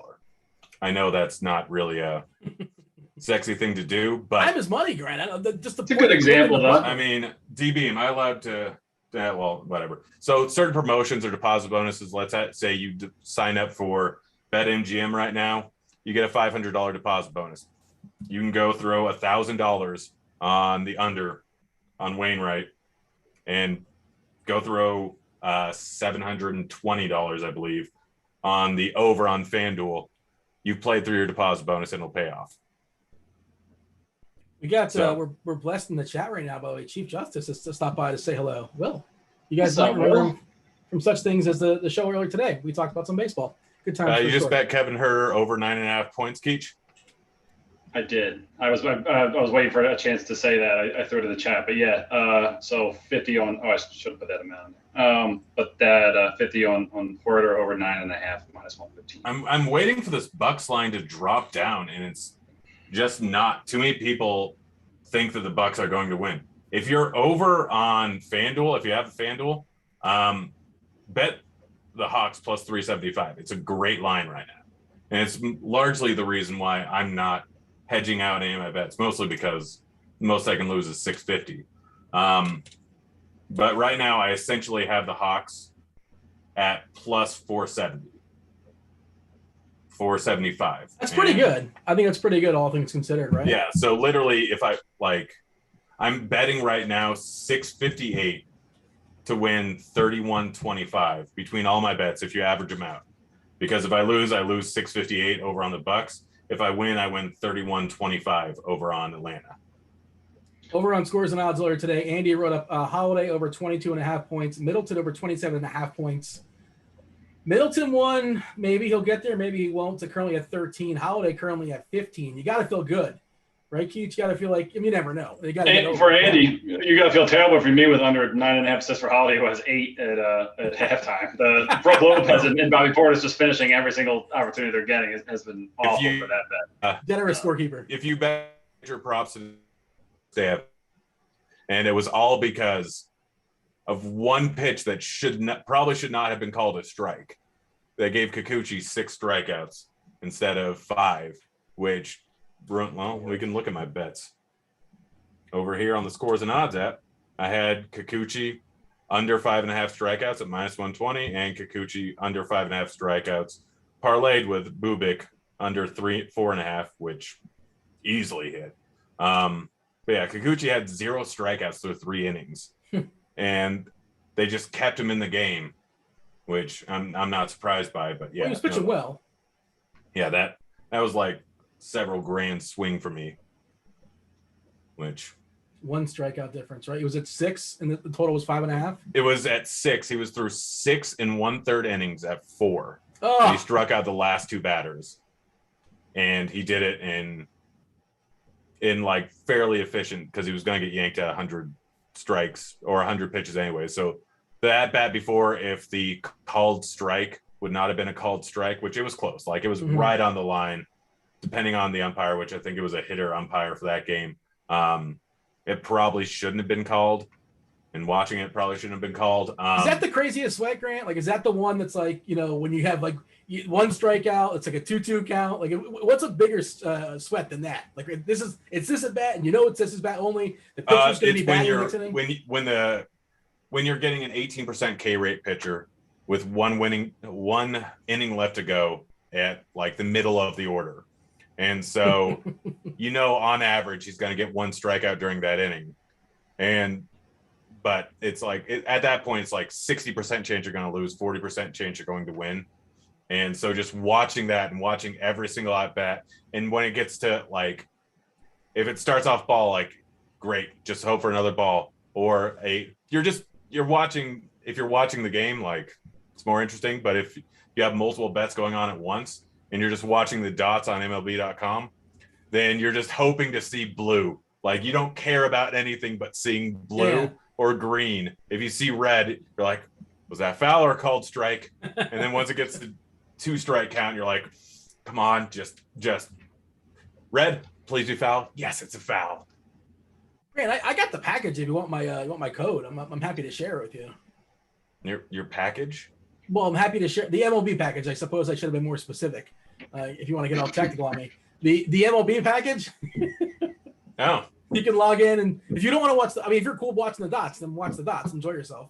So I do a little bit of both, but there are certain times where I'm paying attention to multiple things at once and watching TV and also playing video games. Like I deal with anxiety in this job better than I'd say 90% of people. Mm-hmm. But there are still certain times where I just sit there and I just watch, and I don't want to do that. So I throw something on Netflix while playing Call of Duty, while having my phone with the dots right next to me. Just do one thing well. Why do 9 things terribly? Because none of these things are contributing to my job. You're watching Netflix and playing Call of Duty at the same time? I don't want you on my team. Yes, I also have a brain that can comprehend both at the same time. Keach, I don't know if you play Call of Duty, but you want a teammate that's locked in, right? Yeah, dude. I'm not a big video game guy. I got PGA 2K21 the other night. How's that? I named my guy. So I'm in like the practice. Basically, like you start your career, you start in Q school, which is like I guess like how you get the PGA Tour, or whatever. I shot a plus 34 together. Yeah, I shot a plus 34, which I think I might be able to do better at real golf, and I stink at real golf. Well, wait, hold on 1 second, Keith, you don't mind. Grant, when we would talk to each other on the phone and play golf together online, were you also watching Netflix? Were you cheating on me? Were you also watching Netflix? No, it's different. Like, so sometimes I play video games with my friends, and I don't have Netflix on. Sometimes I'm literally doing it to just fully decompress it. Like, I spent 2 hours gardening today, like 7-8 hours working, and an hour cleaning today. My brain is fried, and right after this, I have the morning grind, which That's a lot. Yeah, that's a lot. Yeah, like I've been up since 7 after doing a video last night from 9 to 10:30. Grant, everybody that's listening is thinking the same thing. Please elaborate on the gardening thing, because that was the one thing there I did not see coming. Also, this beats digging. It doesn't want to. We don't make it sound like we're complaining. It beats digging ditches, right, Grant? Like it could be worse than watching sports. I love my job. It doesn't make it any more or less exhausting. The fact that I love it makes it slightly like it's still a drain. Yeah. But the gardening. I'm trying to get the lawn to grow. There's dogs at the house, and I just I never did gardening before, but now I'm I seeded before things started, and it started to grow, and then we had a hot streak in Denver of over 100 degrees, which is worse than it seems because we're at 5,200 feet elevation. It's like a mile, give or take. Yeah. So it feels like I get so burnt in Colorado, 120-degree weather in Phoenix feels the same as 100-degree weather in Denver, to me, because I've been to both those places very recently. But yeah, so everything was growing. We had rain, and then we had a drought for 2 weeks with 100-degree weather, and it just killed all the grass. So now I'm laying the seed again, and because it's obviously raining, as the Coors delay would suggest, and it's going to rain a little bit this weekend. By the way, I think I'm going to the Coors game on the 4th of July. Are you? Sunday? Yeah. Mm-hmm. Who are they playing? I'm going to take a quick banter break real quick. I don't think any of us have gotten up, which props to us for not doing it. I got a bucket to pee in. Yeah. Oh, nice, man. I got a guy. I should have thought ahead. I'll be back in about a minute. I think we still got some time till you're good.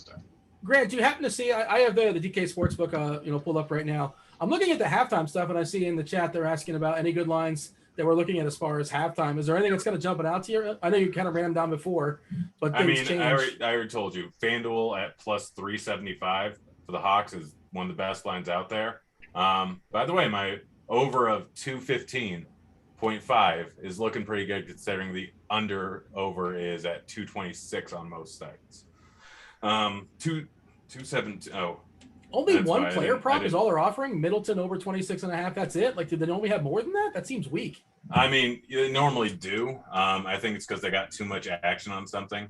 So different websites. I also do consulting for sports betting websites looking to come to the U.S. Oh. Different websites use different algorithms, different sites that provide the stats and the line. So you'll notice that Bet Rivers and DraftKings almost always have the exact same line. It's because they use the exact same person, I believe. I could be wrong there, so don't quote me. But different sites have different lines, and I think PointsBet might have their own algorithm. They all look at each other too, I would imagine, just kind of keep in line, keep in check. I would assume so. No? They don't really care that much. They'll smart bettors who are looking for arbitrage situations. You've seen me do it during this show. They generally there's enough of an influx on one side of it where they'll drop the odds. I've had multiple times sites, as soon as I place a bet, they actually change the odds on pitcher props. Looks like the game's starting back up. You moved the needle? Is that what I heard? I have before. All right. Oh, gosh. I almost want to hedge out a little bit, but I just don't like this minus 350 line for the Bucks. Oh, I put this on Twitter. I said, give me your hottest take as far as the game it's minus 300. Do I hit it? Minus 260. Oh, gosh. I wish I had more money in my Williams Hill account. I wish they would let me deposit more because that's a solid line, minus 260, but I'm just rolling with it. But Dan just said they use the same with Barstool as well, as far as the sportsbook you're talking about. I was asking the chat if they had any hot takes for the game tonight. I was asking Twitter that. Bogdanovich goes for 30 and the Hawks win a close one. That's not looking ideal just yet, but you never know. Well, Bogdanovich is up 16, so if they do win, he probably puts up 30. It's a Bobby Portis game, which, by the way, Portis has been great. I mean, phenomenal, especially from a fantasy perspective. 14 points. Whenever he gets run, he puts up some fantasy points for sure. Holiday, right at the gate, by the way, with a 3. So, I think someone came back and made a. Well, Atlanta scored first. I think I missed that bucket. Yeah, can you guys see me, by the way? You guys just both froze on my end. We can see you. I can see you. Okay. All right. There you go. Gosh. All right, I'm up minus 260. There we go. You seem flustered, Grant. What are you doing? 500 at minus 260 on Milwaukee. That's a good line. Of course. You didn't get it in time? No. Down to 7, by the way. Red Velvet's just put in a. There he is, finally. Is there a better nickname? That's a fun nickname, isn't it? It's pretty good. It's a great nickname. What nickname? Red Velvet. Red Velvet. Should I bring out the pink velvet? Oh, there you go. Right on cue. But when are you're supposed to like power drink one of these, aren't you? Shotgun? I mean, I'll drink a 6-pack during this. I'll probably end it with something like that. But I'm multitasking far too much. I literally have 5 sports books in front of me. And we don't see your hands, but you're gardening out of camera shot. Is that right? Yes. That would have been a big 3. He missed the 3-herder. He was wide open. They're still down just Atlanta. What do you think about the minus 320 line for the Bucks? That seems too big. I don't like it. They're 400 right now on MGM. Yeah, they're 400 and 450. You can get 3. That's a big lay, man. 400. They clearly just where you are. I think I'd play it. No. I was supposed to have it at 260. I mean, the Hawks are going to go on a run here pretty soon and even it up probably. Well, if that's the case, then you should be well positioned to crush. Yeah, I should be. But, I mean, I'm kind of rooting for the Hawks now too. I have that plus 15.5 and then the plus 550. Right, looks like the Bucks might have just scored. They did. 70-61 Middleton just put No, I think they might have gotten it. They might have turned. Yeah. Well, you're probably ahead of the actual. Like we're all like behind video like 20 seconds or so or something like that. But right now I have Herder with the ball top of the key. 9 minutes and 35 seconds to go. Bogdanovich kicks it out for 3. I think he's going to miss. I assume he is. Yeah, there's a turnover right there. Looks like Lopez caused that. I'm doing my best, Marv Albert. There you go. I mean, as soon as Milwaukee turns the ball over, the line's going to drop to about 410, and I think I'm going to hit it. How's that not? There's 400. 410 for Atlanta. No, the line dropped to minus 400 for the Bucks. And you want to hit? You want to hit Milwaukee minus 400? I did. I kind of. I'm hedging out a little bit. But that's a hedge because you have Atlanta plus what? What's your big number on Atlanta? I mean, my big number on Atlanta is I got him at I think plus 920. Okay, yeah. But so here's the thing. It's there we go. It dropped down to 380. Somewhere it's going to drop. MGM. I'm waiting for MGM one more turnover. 600 right now. So yeah, no, something just happened. So it's a good. I just laid it at minus 400, and now it's back up to plus 510 for the Hawks. MGM just locked it. I almost want to hit plus 510 over at FanDuel right now. Gosh, do I? Plus 510 at FanDuel? Yeah. I don't hate that. 475 on. Yeah, trying to bet strictly on a cell phone is a miserable experience. Yeah. I guess it's so much harder. 530. Lopez, the name plus 530. Yeah. That was just. I'm like a Hawk. I feel like I'm rooting for the Hawks at this point. I definitely am, but I was already rooting for them before. Yeah, I mean, I could middle the spreads and lose the Hawks money line, or I could win the Hawks money line and spread, and then lose Bucks. I would be in good shape. So yeah, and hopefully Red Velvet keeps it going. I think he's got 4 right now, or 5. Yeah, so this is interesting here. There's almost there was an arbitrage situation for a second, and as soon as the Bucks miss this basket or the Hawks score, yep, there you go. Drop down to minus 460, minus 400 on William Hill. That's a bad line. Hit it for 400. Minus 650 on FanDuel. Yeah, FanDuel's not the best on either end. Right now it's William Hill is always better for the Bucks, and FanDuel is always better for the Hawks. Those are the only two you can pay attention to if you're live betting. It's plus 420 for the Hawks and minus 400 for the Bucks. You can technically arbitrage it. I think if you're in Tennessee, MGM's probably your best bet for the Bucks. What is? Unless maybe William Hill. I haven't looked at there, but I think Tennessee MGM is probably your best. Yeah, MGM is right behind William Hill. Okay. But yeah, definitely FanDuel, certainly the best for the Hawks right now. 75 MGM.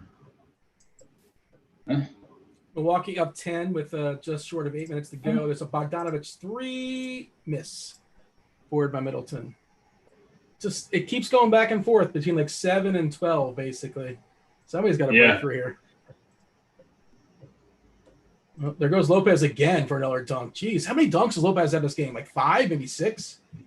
Yeah, he's. I mean, him and Portis both been phenomenal. Yeah. I guess Capella's been rough on the inside or something, and he hasn't even played a ton. Yeah, I don't even really know exactly what I'm looking for right now. Like, both these teams are kind of shooting the ball like shit from 3. Like, there's not. I feel like there's been a huge discrepancy in terms of like field goal percentage in this third quarter at this point. Do you have all your $250 in play right now, Keach, or you still have some that's your? I was just trying to think about that. I was just trying to figure that out. I'm not 100% sure. I think if I don't have 100 left. So I don't know, like, so does it count, like, the fact that we got that first basket? I also had the, I don't know if anybody bets the 3-point boost on FanDuel, but those are always an exhilarating bet, and that did hit as well. But I'm not counting those. So I don't know what my balance is, like, because I won that first bet. Do I have more to bet with? I assume that's how it works. But I don't know, like, I'm not looking at anything that, like, shows me. You have 287.50 to play with. Now? No, total. So whatever bets you have outstanding, which I think you only put full game lines on there. If you want, we can go by the if it's already won, you can place more rule. Yeah. So I assume that's you're counting that first basket as that's well that one's likely already paid. So the over unders on points that you put down, any over where it hit, we'll count that as in play. Okay. Which works great for me. You might get there for Collins gets 2 more points and I'm up $50 or $47.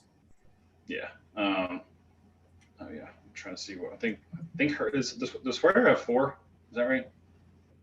As far as fouls? No, points. Kevin Herter's got 5 points. Okay. So 5 points, 5 assists, 2 steals. Yeah, Collins just needs 2 more points, and I've already hit that one. The over of 215 will probably hit midway through the 4th. I could actually technically cash out of it. I think, I don't know, let's see. I was thinking about an under and halftime. I think it's still pretty much around that same place where it is. I'm obviously more focused on my live betting, but yeah. Like neither team shot the ball great in the first half, but there still was a lot of points, and there was only there was like 50 possessions for each team pretty much. So it wasn't it was super fast paced. It's kind of weird. It's still funny to me. Milwaukee's 5 of 21 for 3, by the way. Yeah, that's why I'm just like that was why I didn't really pull the trigger on that number. I don't know what's going on with this. Milwaukee's also shooting 54% from the field compared to Atlanta shooting 31%. They're shooting slightly above average from 3. Also 10 turnovers. Yeah, 5 for Sweet Lou. Yeah, 16 total turnovers, I imagine, is contributing to some fast break points here, which probably is why the scoring is where it is, despite both teams not really shooting well from 3-point range. Well, Milwaukee predominantly early on was outboarding Atlanta like 10-2 or something like that. Yeah. And now they're at 30-23. So everything's kind of regressed to the mean since they were down 10-30. And during that time, Atlanta has gotten I guess they're down 14, so a 6-point advantage just because the last 3 was made. So Atlanta, since 6 minutes into the first, has outplayed Milwaukee pretty decently. I think that's going to continue. Yeah. Hey, I'm currently tied with a bunch of my friends. This is the secret chat lineup in the Showdown slate on DK. Middleton, Kappen, Holiday, Bogdanovich, Capella, Brolo, and Portis. Everybody else has my Bobby Portis call. My pregame Bobby Portis call looking like I should have thrown a lineup or 2 in there. I wish I could set things up. Maybe when I had a chance to. there's no way to be sneaky about it. But I mean, that's one of my lineups, and that's one of everybody else's lineups too. But whatever, we'll take it. Yeah, no way to be sneaky. Gosh. PointsBet has the Bucks at -600. It's just a bad line. And then I just hit it over at FanDuel. Hey, somebody just dunked the ball again. Guess who it was? Oh, here's the point. He just can't stop Lopez, man. Here's the point where FanDuel will no longer allow me to bet anymore. You're getting cut off? Yep. Officially? I can bet $48 more. Oh. Are you emptying the bank, or you can't redeposit, or they're just cutting you off? No, they just cut me off. The max bet they'll allow is. Oh, now they're back up. They'll allow me to bet 493. Gosh, I love that function by FanDuel that just tells you how much you're limited to. I don't know what that is. I feel like I'm missing out. What it changes, I guess, or what? Yeah, so it just straight up says, like, let's say I put 5,000 in here. It says my max wager is 246.87. Gotcha. John Collins with a mid-range shot. Atlanta down 10. Yeah, there you go, Grant. All right, so does that hit his over? Is he at 12? He's at 12. Yep, I hit the over there. What was the over? 11.5? 11.5, yeah. In game. He didn't. It was an in game. Oh, it was an in game. Right? Okay, yeah, because he was struggling so much. Yeah, okay. Yeah. He shot like a 15-footer. You never see that. I'm betting Bogdanovich for over 22.5 for 60. Why? What's his number? He's up 16 points right now. So you're saying 7 more points? Yeah. He just drew a foul. It's only his first foul, though. He's the leading scorer for Atlanta. 16 points. Next is Collins with 12. Lou with 10. Yeah, Collins really woke up. Yeah, he did. Yeah, well, he started off, 2 for 10. 0 for 5. And now he's 3 for 14. So he's made 3 out of his last 4 shots. Lou, line suspended. What does that mean? Yeah, I thought Collins was going to get traded from Atlanta this year. Are they looking at this? Are they reviewing this they're reviewing it for a flagrant? I don't have the game volume on. I guess so. He's in his landing area. Did they call a foul and they're trying to see? Well, yeah, that is not a foul. He kicked his leg out. I think that's a foul. I can't hear what's going on. Yeah. Did they call a foul on her? On Bogdanovich. I assume that's what they're. I mean, I can't hear either, but I mean, he stepped right under. They called it on Bogdanovich. They're reviewing it. Yeah, they're reviewing to see if it's a flagrant. I don't think they're reviewing the foul. Wait, are you sure it's not Atlanta saying review it because that wasn't a foul? Yeah, he didn't touch him. That's what's going on. I assume that's what's going on too. Like, his feet were in his landing area. I don't think there's any doubt it's a foul. Middleton kicked his leg out. He stepped right under where he's trying to land. Watch him kick his leg out. Look at his right foot. He's kicking Herter. Yeah, he put it where he was trying to land. He kicked his feet out to step on Herter. That angle. This is the angle I saw first. I guess you can kind of tell, but yeah.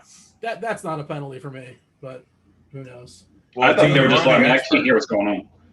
I thought they were looking in to see if it was a flagrant. They, for whatever reason, call this flagrant. The official call. I can't read lips. It is a flagrant foul. They're calling flagrant? If I can read the lips right, yeah. That can't be a flagrant. Get out of here. Someone in chat tell us what's going on. Jason Phillips is coming in here. I guess I can unmute it. I'm not going to listen to you guys. Oh, wait. I was Who's this guy? Jason Phillips. Is that the guy they usually have? Didn't they have somebody else? I know the ESPN has Steve Jabby used to be like. Don't they have somebody else? Steve Jabby. You might remember me from being a terrible referee. Now I'm here to tell you. Oh, man. He's ESPN. I thought TNT had a different guy. That can't possibly be flagrant. It was. And the Bucks made both free throws. They called that a flagrant? Egregious. Yeah, this is why I'm going to lose money. That's terrible.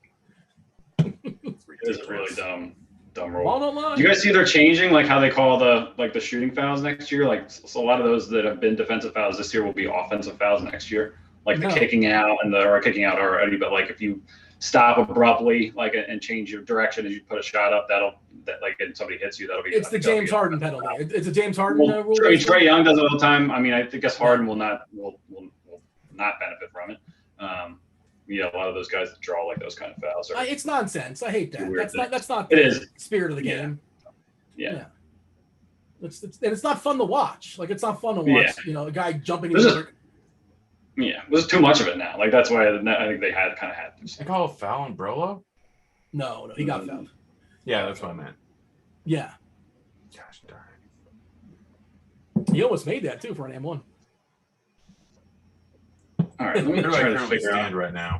The people that are watching in chat, watching along with us, they probably have it on mute as well. So that's sort of what's going on there. But I'm shocked. I'm shocked that was a flagrant foul. I had no idea what they were reviewing for. I thought for a second, I thought it was like maybe they did challenge it. Maybe they're trying to. I mean, would have been a big call if they got no return if it was an offensive foul. But, 3-point play. Yeah. Guys, I'm going to really enjoy if we do the show during football.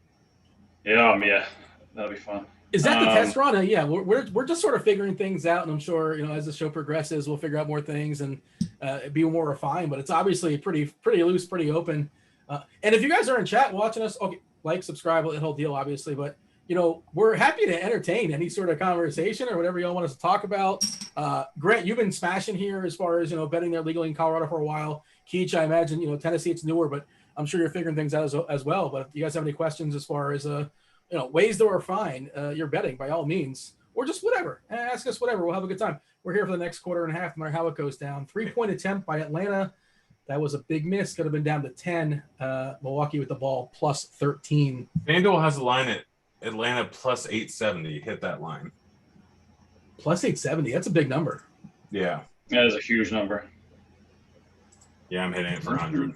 Will just misses a funny. Is that my max wager is $0. No. Another missed 3 by Atlanta. Wide open. Could have used that one. Son of a bitch. Get it a little more interesting. Yeah, I don't bet the type of volume to run into those issues really at all. Like, the only place I get limited really is DraftKings. But FanDuel, I don't really have that issue much. But I'm also, I don't know if this is typical for you, Grant, or not, but it does seem like you're firing. Well, it's weird. FanDuel's the only website I've lost money on. And it was strictly because I did this exact same thing during the playoffs last year. And I happened to lose like 25 grand on FanDuel. Let me rephrase that. I lost 25 grand on FanDuel while winning 30 grand on another site. All right, and so I've just been working my way up to even on FanDuel since then. And I've just been winning money lately, and they just are now limiting me, which I'm not happy about. I'm thinking about getting back on Atlanta spread and maybe sprinkling that money line. Any interesting lines here as you go to the Milwaukee minus 800 on PointsBet is there's an arbitrage situation if you want to go with if you're just signed up for PointsBet. Can you see all the sites at once, or you have to pull them up individually? I have all of them up individually. So on my phone, I have DraftKings. On one of my screens, I have both FanDuel and PointsBet. On another screen, I have William Hill, which I have to have it fully on the screen because they won't let you type in numbers if you don't have it fully there. And then I have BetMGM in the chat over on my other screen. I have the game on this screen, and I have your beautiful little Punham there. Oh. Atlanta plus 750 currently in the DK Sportsbook. Yeah, no. That PointsBet price is definitely by far way better than you're getting. What's the number there? Oh, yeah. Minus 800. It's okay. FanDuel's minus 2,000. William Hill's minus 1,300. BetMGM, it's minus 1,200. And those are all trash lines. Even minus 800 is still a bad line. Like, if you are over on FanDuel, put some money on the Hawks plus 870. Like, that's a terrible line. Great. Is somebody betting Milwaukee right now minus 2,000? Is that happening? No, it's so the reason they did this is because they need more money on the Hawks. Okay. They've had more people for some reason betting on Milwaukee. I don't know. Does Wisconsin have sports betting? Not sure. Good question though. I'm sure there's a decent amount of money coming in on Milwaukee. It could be their algorithm and they just don't care. I wouldn't surprise me with FanDuel. It's the same thing with DraftKings. They just really don't care. They're willing to let it ride all the way through and have as much money on whatever line they want at any given time. But like they're just going straight up off their algorithm. Like, all right, I don't care how much money comes out on both sides. if it's good odd, if the odds are right and there's enough juice on both sides, if we believe in our odds, then we will win money. Whereas other sides are going to move the line based on how much money's coming in on big contests, because they're just trying to get even amounts of money on both sides where they just take their cut and leave. As of May 25th this year, no recent bill introduced no sports betting in Wisconsin, to answer your question. Yeah. But what do we have? Yeah, it's 920 right now for plus 920 for the Hawks, and it's minus 800 for the Bucks over on PointsBet. That plus 920 line is fantastic. I just bet it. So, Devin, you have 25 on plus 920. Yeah. Someone asked what sport is best to live bet. For me, if you have a good algorithm, gosh, now it's up to 1060. Yeah. For the Hawks. Yeah, so that was the line. That was the line they actually ended up giving me, which that was not what I submitted at first, but I did get plus 1060. Yeah, and the key is they don't necessarily have to win. Obviously, it's just they got to come close enough where you can get the other side of it and you can middle it. Yeah, that you can do that, but you have to know when that's going to happen. You also, if you get it at plus 1060, then you have to have enough money in your accounts to bet $2,000 on the other side or whatever it is. Yeah. Milwaukee. I'm not really looking to do that. I just think that number's kind of insane. Yeah, it's a bad line. Like PointsBet has now Milwaukee's down to minus 600 over on PointsBet. I could if I had a huge sum of money on both accounts, I could bet massive amounts of money on both sides and pretty much get a guaranteed 4% ROI. I don't have PointsBet here, sadly. Yeah, I love PointsBet. I think it's coming soon. Miss. So do you guys know this off the top of the dome? I just counted my UCF math. I might be off by 1 or 2. How many states of the 50 have legalized sports betting? That's 2 out of 6. What did you say?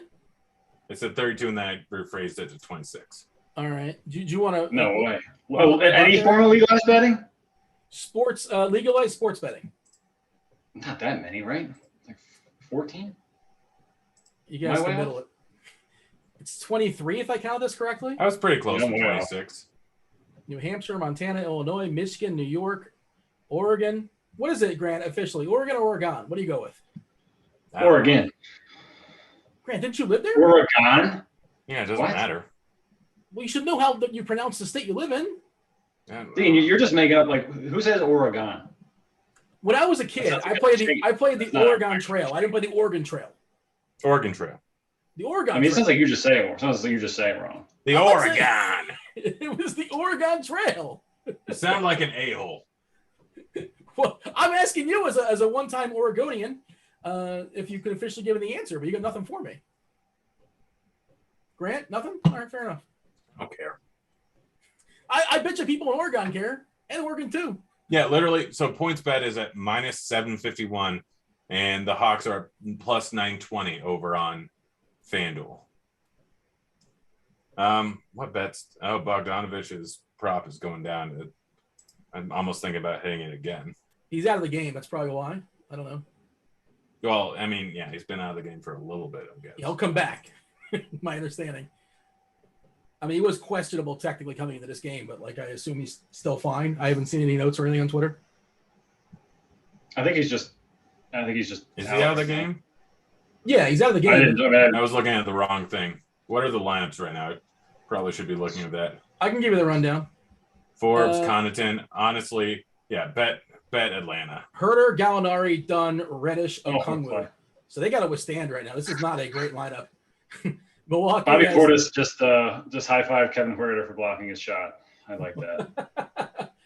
Oh, I didn't. Okay, I just saw the block. It was a clean block. He gave him a little. He tapped him up. Bobby Portis not known for being the greatest player. Yeah. Oh. He's got a history of getting in the fights. Who did he knock out? He's got the craziest eyes I've ever seen. Nikola Mirotic. Yes, Mirotic. That's what he knocked out on Chicago. I love Mirotic. Do you? I miss him. Yeah. Okay. But why do you love Mirotic?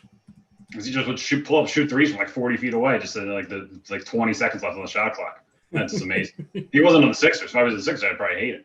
He just looked cool with the beard. I don't know. I liked him, but I feel like getting knocked. I mean, once he got knocked out by Bobby Portis, that was kind of not the best look. But I mean, not. You know the guy I miss. I'm forgetting his name. What was the big dude's name on Minnesota? He looked like Neil before Zod.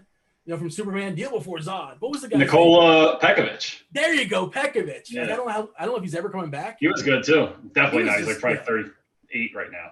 He was not young when he came into the league, I don't think. Oh, yeah, he was very good. He was on those Kevin Love Rubio teams, like when those guys were young, when Love and Rubio were younger. How old is Nikola? Because I think he had like back issues or something like. He had some kind of. He was 7 foot. He looked like. I mean, he just didn't even look. He looked like he was born like 500 years ago or something. Like he just like transported here. He was just an unbelievable looking human being. 35 years old. Yeah. He's from Montenegro. Yeah. Evan, do I need to be showing my? I don't know where that anymore? is on that. Eastern European, I believe. Do I need to be sharing my phone anymore? I don't feel like I've looked at it a while. You guys have been frozen on my screen for like 40, I've got 40 so many messages that I need to look at. Devin says that Mirotic is his doppelganger. Will you guys confirm or deny? Oh, yeah. That is true. Yeah, Devin does look like Mirotic. Yeah. I believe my doppelganger was Rolo. No, I wouldn't. No, I don't think that's actually what you the hair made, like just the hair. Yeah, this is back when I had much longer, much curlier hair. Kevin Huerter, can you make anything? From Atlanta. Yeah, Herter just banged one. They're only down 11 now. Little run. He did just bang one timeout box. Yeah, Grant, I will say your hair is way better than I thought it would be. I'm not gonna lie. I can't see it right now because you're frozen, but it's just way better than I thought. Something I realized about dating in your 30s. Yeah. All that matters. There's two things: full head of hair. Oh. And height. If you're over 6'2" and you have a full head of hair, 80% of the girls on dating apps, they'll be like, "Yep, I'll give that a shot. Let's see if he's weird." How many said you're weird? Oh, I'm sure all of them, but some people are into that. A good kind of weird. Some people are looking for weird. Yeah. Yeah, you're definitely going to get some of that on there for sure. Yeah. You're going to find some weird people though at the same time. No two ways about it. Some animals like weird. Females included. Yeah. Well, oh, by the way, so another little piece of strategy for you guys. If you ever want to try this strategy, again, don't keep good records and don't go overboard. But the best thing you could possibly do is free bets on BetMGM, PointsBet, DraftKings. You don't get the equity back. So you almost always want to bet a high money line thing. So high money line underdog. Huh? High money line underdog. Yeah. So basically, like, you think about it. Let's just put it this way. So you're betting the spread. If you, assuming this is a coin flip, minus 110, you bet $100, or you have a $110 free bet or $100 free bet. We'll say you bet the spread on average, assuming you're 50-50, each one of those $100 free bets are worth $45. If you bet 2 team parlays, so 2 minus 110 pays plus 260, you're going to win 1 out of every 4. So 260 divided by 4 is what? $65. So on average, just based on you not knowing what you're doing and just straight up being average, every one of those free bets are worth $65. Do 3 teams, it goes up to like 75. You get up to like 100 to 1 odds, and you're pretty much every single one of them is worth $91. So free bets where you don't get back the equity, always take plus odds every single time. Dan in chat is also talking about parlaying on plus odds. Is that something you would do there, Grant? Yeah, no, that's what I was saying. That's what I was talking about. Like, you bet you parlay 2 spreads, get plus 260. If you're entirely average, then those end up paying out. Like, it makes it an average of each free bet is worth $65. The Brolo game continues, by the way. Another putback for him at the glass. Gosh darn it. He's just crushing out there. Yeah, it's bizarre. He wasn't really much of a factor at all in those first couple games. In chat here, they're asking Grant specifically now. Well, it's past. But you can still kind of speak on it there, Grant. Now in the timeout, is that the best sport for live betting? Like during the timeout for basketball? Looking, it's basketball followed by. I mean, it depends on what you're knowledgeable of, but for me, being knowledgeable of most sports, I'd say it's basketball followed by football. That wasn't a travel man. Great. Yeah, I was the same thing I was just thinking. But yeah, I think what Grant says definitely is right on. Man, well, I'm betting basketball. I made so much money on last year, and I didn't do this year because it just destroyed me on the inside. It's also a pain in the ass. It's not. It's like it's very time consuming. Yeah, you have to be locked in. Like I'm drinking and doing this, and I'm barely in on this. Like I don't care if I lose $500. Like I know I'm doing things that are plus odds, but there's literally during the bubble, every single playoff game, I was in front of my computer, putting anywhere from $8,000 to $20,000 on every single game, squeaking out a 10 or a 4 to 10% margin depending on the game, and it just destroyed me on the inside because every single day, my brain was just dead every single time. I was very good at it, but I couldn't take it. And so I probably should have been doing it throughout the season. I just knew that I was going to get to the point where every single sportsbook was going to limit me too much. So I decided not to. But this was when sports betting was new to Colorado. They weren't ready to limit me. But if they weren't going to limit me, then I would. That's the nitro. Then I probably would have made a boatload of money. Hey, take me through, Grant, like when you have those days where you lose 5, 10, I don't know, 15,000. Like I've never lost that much. I've also never won 100K like in a day. Like I wager a good amount, like probably more than the average bear, but like I rarely run into those situations. Like I changed my stuff. Back in the early days. How'd you deal with that? Because like I don't know if I can deal with those big. I've always been a little too conservative, probably too conservative. Like I've been steadily profitable, but I don't have like these big wild like extremes most of the time because I don't do anything too goofy, which for better or for worse. And I understand why people do sometimes. So but back in the day, my goal was either bankruptcy or pay off. Well, like, so I was 180K in student loan debt. Yeah. I was ready for bankruptcy or pay it off. Like that was pretty much it. That was my strategy. It was not a smart move, but I just didn't care. There was too much money to be had. I knew that back in the heyday of DFS, that my projected ROI was going to be around 12 to 20% with the amount of overlay out there and with everything. It's not the same thing today. I just knew I was better and I knew that I could do whatever. But I mean, I was just trying to make a ton of money. I was trying to maximize ROI in every single situation and get as much money on the board as I can. Not the same as it is today. Now, today, like I paid off all 180K in my student loan debt. Well, instead of like 20K in case they ever just pardon it because it's a hedge. I get it. I understand it. Well, so I paid off all the student loans that were like 6, 7, 8, 9% interest, which is ridiculous. And I left the ones that were like prime -1. So it's like 2%. It's essentially mortgage. I'm like, I can make more on that in the stock market. Yeah. So I left a certain amount that may or may not be forgiven at any given time. Paid off like 160K of it. But now it's like, now I know no matter what, I'm in better shape. I get angry at myself if I do something that's not positive EV. Like if I'm just being dumb, which after 5 years, I've learned to almost always, unless it's a very small, like I go to Vegas, Dean, when we were in Vegas, like what I gambled like $100. Well, you didn't like it because you're just like, oh, I don't see any edges in this game. Like, well, yeah, because those buildings don't build themselves. Of course, there's no edge in playing Casino War or like the slots. Yeah, if I'm going to play, I'm going to play at MGM or Caesars where I'm trying to get status and mark up as much of a player points account where I can get free hotel rooms and upgrades to penthouse suites. I literally book rooms knowing my status, knowing that in this scenario, I'll get an upgrade to a room that is $400 more a night.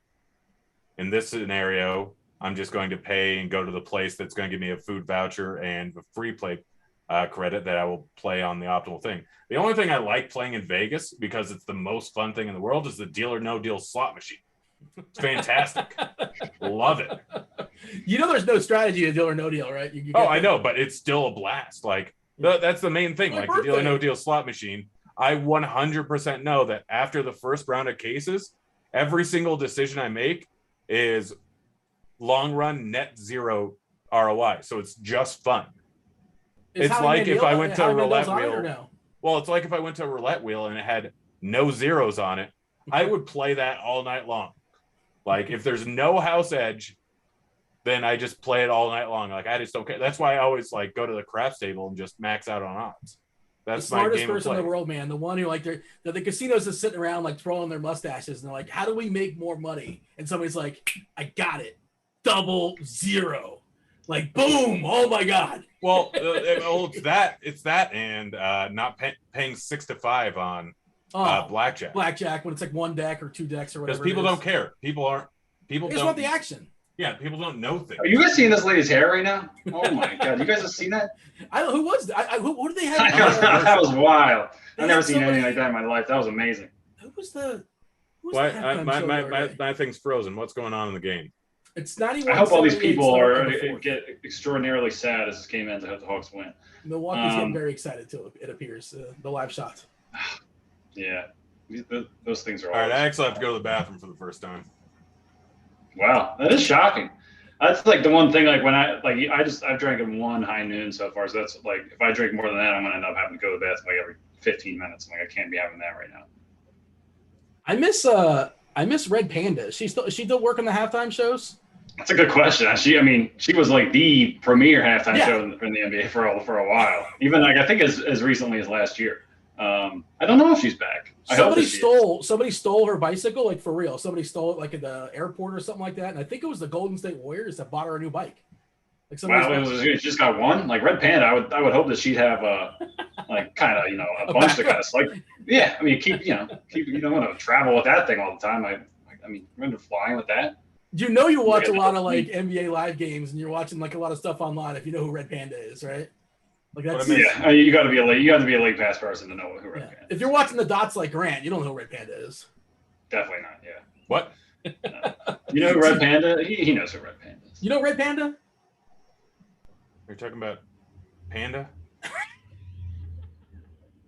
Salvador Perez? No. Is that he is just watching the dots. Well, you're talking the dots on. Oh. No. Don't let the dots confuse you. Milwaukee is at R3, by the way. It's getting out of hand a little bit. Forbes. We're looking at an 18-point game right now with just short of 11 minutes to go. Let's see where my spreadsheet's at. John Collins answers. 3 right back. I'm like still half thinking about I it. don't want to sound like an idiot, but I'm reading a comment here in chat. It says, for your information, you generally can't get off student loans in BK. Oh, I know. They took that down after.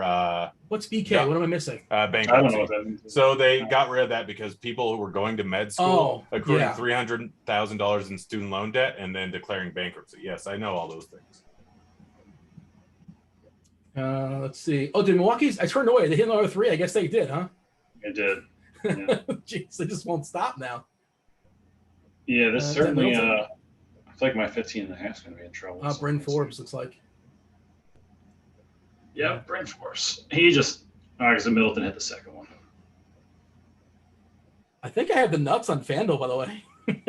I don't want a blowout because a blowout. Well, I threw in for $56 and I'm coming out with $7.25 for basketball. So, like, I assume that's just I'm splitting the nuts with people. You might end up being the big winner on the stream. It's probably me and a bunch of people. Let's see. I mean, I was just screwing around before the show and just like, hey, I'm going to be on here and watching some basketball. I might as well. I'm trying to think. Keith, where are we at right now? Dude, I don't know. I am having I just have no idea how to keep track of any of this shit. I have like 4 screens. I don't know what's going on. Let me know. Keep track of the lines. Let me know what's going on here. I'm just going to create a spreadsheet really quick. I know what I bet. They're all in there. I think Devin does have all them down. I just don't have it in front of me. Yeah. I think I included. Keach included the amounts, and I have all my amounts. So I can tell you. So I think everything is 50 except for the Hawks spread bets are both. The Hawks money line bets are both 25. Everything else was just a flat 1 year. By the way, shout out to Devin for just he's he's sitting there just listening to us for 3 hours yammer, and it's probably a long day for him as well. Yeah. So thank you, Devin, for producing and coming on and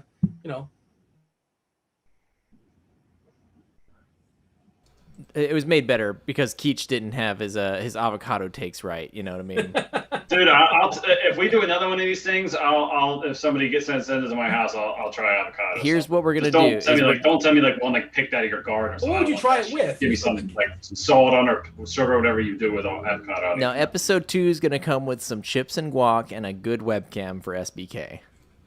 Yeah. Is that the starter kit? Like if you're gonna give like if you want to get into this band, listen to this song first. This is kind of the starter kit. You don't want to go full fledged right in. If you want to get somebody into guac, what is the starter kit? What's like it's not gonna scare them away. Is that the safest thing to start off with? Chips and guac. I mean, have you heard of a little restaurant called Chipotle? Chipotle. Dude, they just open up. Well, they open up a Five Guys right next to it. So why would I ever go to Chipotle? Five Guys is 20 times better. Did somebody just say it's not? Because that's false. I mean, it is two different things, but one is just obviously better than the other one. If you don't like Five Guys burgers or like their Cajun fries, you're just a crazy person. There's no way. They're not bad. They're not as good as a lot of other things. Well, I mean, there's some other things that are better, but not that many. Yeah, what's better? What in terms of food? I don't know. Whatever, man. Five Guys is probably the place I eat the most often. It is incredible that I weigh like 155 pounds. That's 6'1". Well, you're working out a lot, aren't you? You go to the gym a bunch, don't you? A decent amount. I didn't today. I could barely walk. Just a little too much legs. But yeah, I'm not maybe 4 or 5 days a week. I get lazy. I think last week I was only like twice. But yeah, just the metabolism. I think I could eat really anything and not work out. But that's going to come to an end soon. Just a matter of time. Oh, Paul Goldschmidt went deep. We love it. Chalk City. Did your Colorado game ever start? Yeah, it started up. We got nice. The 2-2. I didn't hear you saying anything. I should have known. It looks like a good DFS night for your boy. We'll see. You never really know. It's been a rough week baseball wise, so we can use the bounce back. Burns. What was the under on assists with Drew Holiday? 9.5. 9.5. Yeah, that's like I don't know what it's at, but I imagine that's lost. You lost. I think you just lost the competition overall. Because of that one? No, because I just not have enough in yet. I hit almost everything. The only thing you have like a million. You have like a million Hawks money line bets. How is that possible? Well, that was side of the competition. The only one I have in the competition is Atlanta plus. Wait, say that again. That was all side. I mentioned this earlier. That was all a side of the competition. In any case, if we're talking about ROI too, so what are the ones you have in the competition? I have Collins over 11.5 points, over 215.5 points, and Atlanta plus 500. 60. I should have one more in there. Bogdan. Can I pick all the ones I won and put them in the competition, and then just all the ones I lost I won't? No, I specifically said during everything which ones. Which ones? I'll take your word for it. You mentioned Bobby Portis' eyes. Now I just noticed them. Like, I mean, he's got the craziest eyes of all time. He's got that Buscemi thing going on. Like, yeah. That's actually That's a pretty good comparison. Well, let's see. Bogdanovich. How many points is he at? He's not even on the floor, is he? No, he's on the floor. Yeah, I think I won regardless. Because you missed on the Atlanta. I don't know what math you're doing, but I'll take. You missed on the Atlanta money line. You missed on the Drew Holiday assist. You missed on the Atlanta money line. You may end up hitting on Atlanta plus 15.5. That's gonna be a sweat. Herder still needs another point too, I believe, or another basket. Yeah, if Herder gets another point, then I think we're actually moderately close, and you can make a bet. Yeah, right. I don't know, I feel like I'm just hunting for things, which generally doesn't produce the best result. So here's also why I said that I would win this regardless, because I know I'm ahead right now. I know every single bet you make, I will make the same exact bet, knowing that I will keep the lead no matter what, because I have more money than you. Yeah. Well, yeah. The picking and choosing which ones count for the competition, I think that also helps. So I think the smarter way to do this in the future is going to be all your money has to be on the table through 3 quarters. Yeah. That's reasonable. Yeah. And you can also that's generally how it works anyway. A goofy bet there at the end to kind of make it interesting. Yeah. Yeah. I'm not going to do that. I feel like, I mean, I guess there's a weird balance of trying to keep this interesting for people and then also not just make dumb bets. That's what I was saying at the beginning. I'd be a minus 150 favorite if I actually took this seriously and was methodically trying to win. Question. Yeah, I mean, so wait, what are you? Is that what you're not doing? No, I'm just trying to have fun. I enjoy our time together, SBK. Weird. Dean, not a huge fan of I you, always but enjoy our time together, guys. Yeah. You tolerate me, but like, yeah, it's a fair trade-off. Yeah. Oh, Dean, I love your company, brother. Always good. Likewise. I will say, yeah, I feel like, yeah, I mean, we definitely have to, obviously the first one we'll fine tune the format a little bit. But yeah, kind of, yeah, I didn't realize you weren't including all these in the thing. Oh, that was missed on me. By the way, Bogdanovich is back and he made a 3. Yeah, well, I think technically if we're going off of ROI then, and we're including all those bets, I still think I win because. Yeah, you may have, yeah. I don't have any of that shit in front of me, so I have no idea. Well, my ROI off my, so I have, how much do I have on the game here? Did I lose it? Oh, there it is. That was a crazy shot. Sweet Lou, man. That's a perfect Lou Williams shot, man. Yeah, so how much money do you think I have on this game? 8,000. That was a decent I'm gonna bet. take the under on that. Yeah, it was 6K. How much can you possibly lose and how much can you possibly win? It's like sort of the question. So I can possibly win. I've won 150 off of the opening tip or the first basket, Collins, and I think one other bet. Yeah, I mean, I'll take credit for my 3-point win if I can, given that. I guess what that 3-point win? The most fun bet on all sports betting, the FanDuel 3x2 3-point. I refuse to do that. If we're talking about, by the way, odds boosts are always fantastic idea. And if you're on DraftKings, if you have an odds boost, almost always use, if you have one, a free bet if it'll let you place a full amount on it. Because free bets are the pay best out for them when they don't hit. Like I've seen. The profit boosts are the best. Those are the ones I think of. Oh yeah. So my favorite thing was, I have a lot of degenerate friends, and I'm a DraftKings VIP. And yeah, so they gave me a special offer. It's like, refer someone and they play $5,000 and they will get 5 $1,000 free bets, and you will get 10 100% profit boosts up to $250. Damn. And so I told people that, I'm like, look, this is the odds. I can coach you through things, but you need to do this. And they're like, you didn't even have to tell me you'd coach me through. I was ready to go in. I mean, that is. Yeah, I got 20 free 100% profit boosts, and I used them because you're supposed to use them to the most advantageous way possible on just pitcher props, 2x2, or 2 double pitcher prop parlays. So an over and an under for pitcher props. So like normally bet 2 of them, and if they're at even money or minus 110, we'll just say, then pays plus 260. So I did that for 20 of them. I won like 15. Hold on, you got 20 friends? No, I get 10 for each friend I refer. Oh, okay. I thought you had 20 friends. That was a hell of a brag there. So yeah, I made quite a bit of money off of that.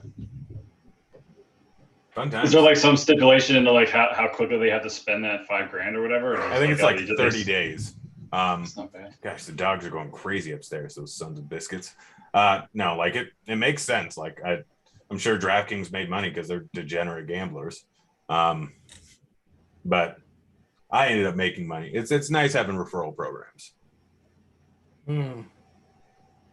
Were you not a good coach? Maybe you were coaching him in between watching Netflix and playing Call of Duty and gardening? Is that your Look, if you sign up for the Scores and Odds app and you only bet what I tell you to bet, you will make a lot of money. The problem is they like to bet like, oh, I want to make this golf thing interesting. I want all the action, though. If I'm going to watch the game, I want the action, even though you don't have a winner for me.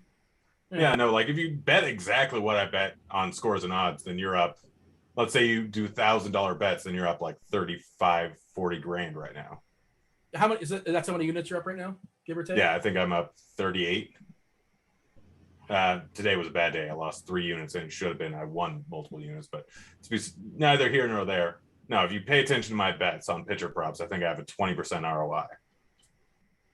I'm pulling up. I want to see what Andy had over on Holiday, and he is there. Holiday was at 22.5. He's at 25. Over on Middleton at 27.5. This is on Scores and Odds. And I believe he's at 24. So that's going to be close. We shall see. Starters are still in there with the exception of Portis. Connaughton's in there for Portis. All those starters are in there for Atlanta. One last push here with 6 minutes to go, 18 seconds. Atlanta's got the ball down by 15. Yeah, the Lions are suspended. I'm just ready to lose $400 on the money line. I don't care. Yeah. See, like the Hawks money line bets, I think would have been the ones that I didn't throw. I mean, they were good. It literally. They're good. They were good bets for sure. Yeah. I fully stand by it. Sometimes, like, I didn't. Generally, in back and forth games, like this was not a back and forth game. No. This was not even remotely a back and forth game. Wire to wire, Milwaukee. Yeah. So, like, I'll take a $400 loss on the random games that end up as a blowout. I mean, at this point in the NBA, it's like 1 in 3. But then the wire to wire games where it's back and forth, I end up making 7x what I lose in these games. It's kind of even. Go ahead. Sorry. Well, it's kind of just how these things work. Like, you take a few hits, and then you win. It's the same concept as playing in DraftKings GPPs and max entering something. Like, you'll lose some, you'll lose some, you'll lose some, you'll lose some, you'll hit really big. You'll lose some, you'll lose some, you'll hit really big. Like, it's how things work. It's how, like, I try and limit my overall volatility, which is why I'm not just rolling out single lineup in GPPs. I still sometimes do, but it's why I play 100-person GPPs. It's the best way to overall maximize ROI for me and limit risk. I'm not trying to win 100K on any given day now. Like, yeah, I still throw my lineups in GPPs just because I know that they're good, but let's say I put $400 on a lineup. Only $25 of that are in big field GPPs. The rest are in 100-person single entries that are $75 entry fee, or like DraftKings, for instance. Like, I'll throw it in the 12, I'll throw it in the 5, I'll throw it in the giant GPP and the 4-seamer, but then I'll throw it in a $150, 120 entry GPP. Like, I still have that upside, but 80% of the money I have on any given entry is in smaller field GPPs where the volatility, like any of the best GPP players in the world, if they're rolling out single lineups over the course of the season, if they roll out a single lineup every single time in big field GPPs, then overall they're going to lose money. 85%. Is that? I'm told if you play 150, you can't lose. That's what Twitter told me. Is that not true? Yeah, they're very. I've been saying that for years, man. Yeah, I've been saying that for years. Yeah, no. If you're playing in, like, my favorite thing was the 3-entry max 100-person. Yeah, I think it was 3-entry max 100-person contest on FanDuel. On Fantasy Draft was my favorite because I was at an edge. Every single day I throw in your personal thing. Is FanDuel cutting you off? What's going on? Norton is telling me this type of mainline attack aims to. Somebody's attacking you right now? Oh, shit. Devin, what is your personal data and communications may be exposed to attacker on this network? This type of man-in-the-middle attack aims to Devin link playing an the long con unauthorized game, man. media access control MAC address with a legitimate IP address. Do I have anything to worry about there, Devin? Finally got him. Nice. 3 hours, man. He rope-a-doped you. Do I have anything to worry about there, Devin? Yeah, I think. Sounded convincing. Yeah, I don't. Yeah. Candace in the chat says, did we talk about the prospect of doing this during NFL season? I don't know. Maybe. I think it'd be cool. It'd be fun. I don't know if it's worth doing. Sure. But I think it's a fun idea. And I don't know if assume that's something we we'll do, but probably will. Like, Yeah. it'll be nice during the single game slates on like Thursday or Monday night. yeah, that makes sense. Or Sunday. I guess one of those days. But yeah. I mean, obviously there's going to be If $1 it's million Sunday, I contest. probably won't be there because I'm just exhausted after being up at 3 a.m. Yeah, don't you know? Well, you're on the West Coast, so your game started what, 11 o'clock in the I'm morning? in Mountain Time. Yeah, they start at 11. I get up at 3 a.m. to in between 3 and 5. and work until 11, and then I'm just so exhausted that I just go get bottomless mimosas and watch football all day. Well, bottomless mimosas is what makes you exhausted, I think. I think you're I think that's what's doing it. Yeah. I think that's what's wearing it, man. No, you don't think it's the 3 hours of either. sleep because I was up researching until midnight the night before? It's a combination, I would imagine. But are you a big fan of brunch? Are you, because I know there's somebody in the industry that loves the brunch during the NFL when all the games are going down. Are you brunching? Is that where you get those mimosas? I mean, I'm brunching generally with a guy in our industry who you also know. The draft cheater? The draft cheater. Oh my! You guys go to brunch together? Yeah, we used, like, we didn't do it last year because of the Kofifi. Yeah, sure. But yeah, we used to, like, for the first year I was here, I think we went out to a sports bar that has bottomless mimosas for like $10, and I've never been able to finish a glass before they refilled it. It's some high quality mimosas, I would imagine. Yeah, FYI, I don't know if anyone's watching that lives in Denver, but Quality Italian over in Cherry Creek. Yeah, absolutely fantastic brunch. Bottomless Bellinis, which is a fancy version of mimosas. Wait, what is it now? What's that word you said? It's a Bellini. So a Bellini is a mimosa, but with different juice. Like they have a white peach, they have a cucumber mint, they have a grapefruit pomegranate. So it's just different juices, and it absolutely fantastic. They also, you can mix and match the that with. I'm gonna say Keach has never had that before. Though he's out on avocado, he's out on your goofy juices. I'm pretty sure. Wait, what is it called? Bellini. I don't even know what that is. I mean, most of the time it's just champagne or prosecco with peach juice. Yeah, that sounds all right.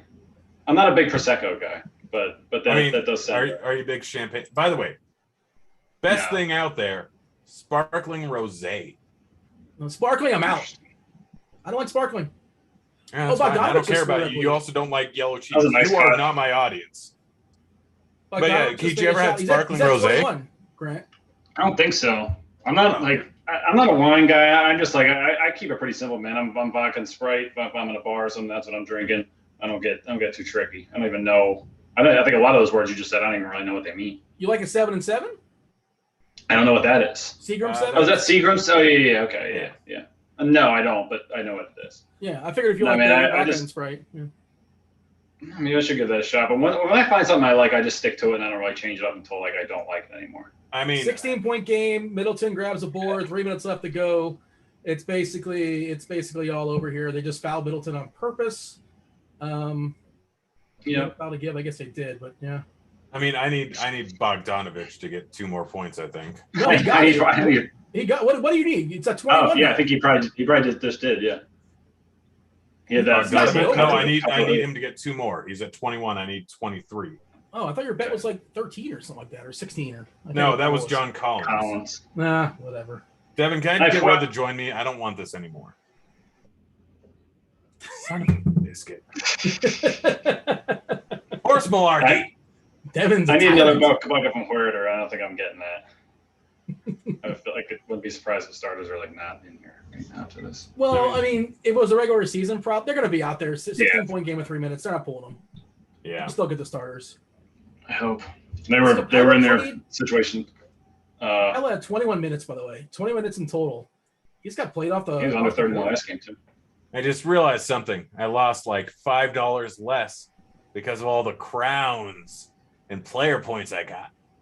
Could somebody tell me why? I've seen people screenshot their. Why do you save your crowns? Why would you not turn them in for like free ticket? For like, you could use this many crowns for like a $50 ticket. Why would you not do that? Because they're not. Well, most people, it depends. I generally wait until December 30th to turn them in because let's say it was a very profitable year for me. Then if I'm in a certain range, it's like, well, I should use these crowns now because then it's taxable as soon as I convert the crowns into something else. Well, wait. Like so few people have to worry about that. Yeah, that's the only reason I like. I have, let's see, 100. You'd use them if it was a bad year, correct? Huh? I'd use them if it was a bad year. Sorry. Okay, yeah, that makes more sense. Yeah. How many crowns do you think I have right now? I don't know, but you shouldn't have many. 167,000. I have 17,000 for the record. I have 7,000. I use mine. Yeah, I don't like. Yeah. I have 17. That's a reasonable point, though. I will say that's a reasonable point. I didn't think of that. Yeah, I've like between all the gambling websites and DFS websites, I think I have like $4,000 in player points. I'm just kind of waiting on. Atlanta ball down 16, 2 minutes and 40 seconds left to go. I think we have all the starters out there. Bogdanovich for the shot money. Me. Bogdanovich got there for you? Look at that. Yep. From Sweet Lou. You guys are so far ahead of me right now. It's only. Oh, well, I also have ESPN up here cheating. and He's got the gambling app up. websites. Yeah. Grant, you ruin all the fun. We're trying to watch the game organically. We're trying to I like it for the spread, 15.5. It's important for betting, obviously. Yeah. Yeah, I'll take if I can get that middle and the. He was fouled too. Wow, yeah. He might just. Yeah, so I went. Whatever. And that's also it's about to be the over of 215. So I went 3 for 4 on my bets tonight for the show. So that's a heck of a night. Yeah, what did you just lost the Hawks spread, right? Yeah, the Hawks spread was the only bet. Or no, Hawks money line, I mean. So I guess I put, let's see, 50, 50, 25, 60. I put 185 of the 200 down, and I lost 50 and won 140. So I net 90 on $200 in bets, roughly.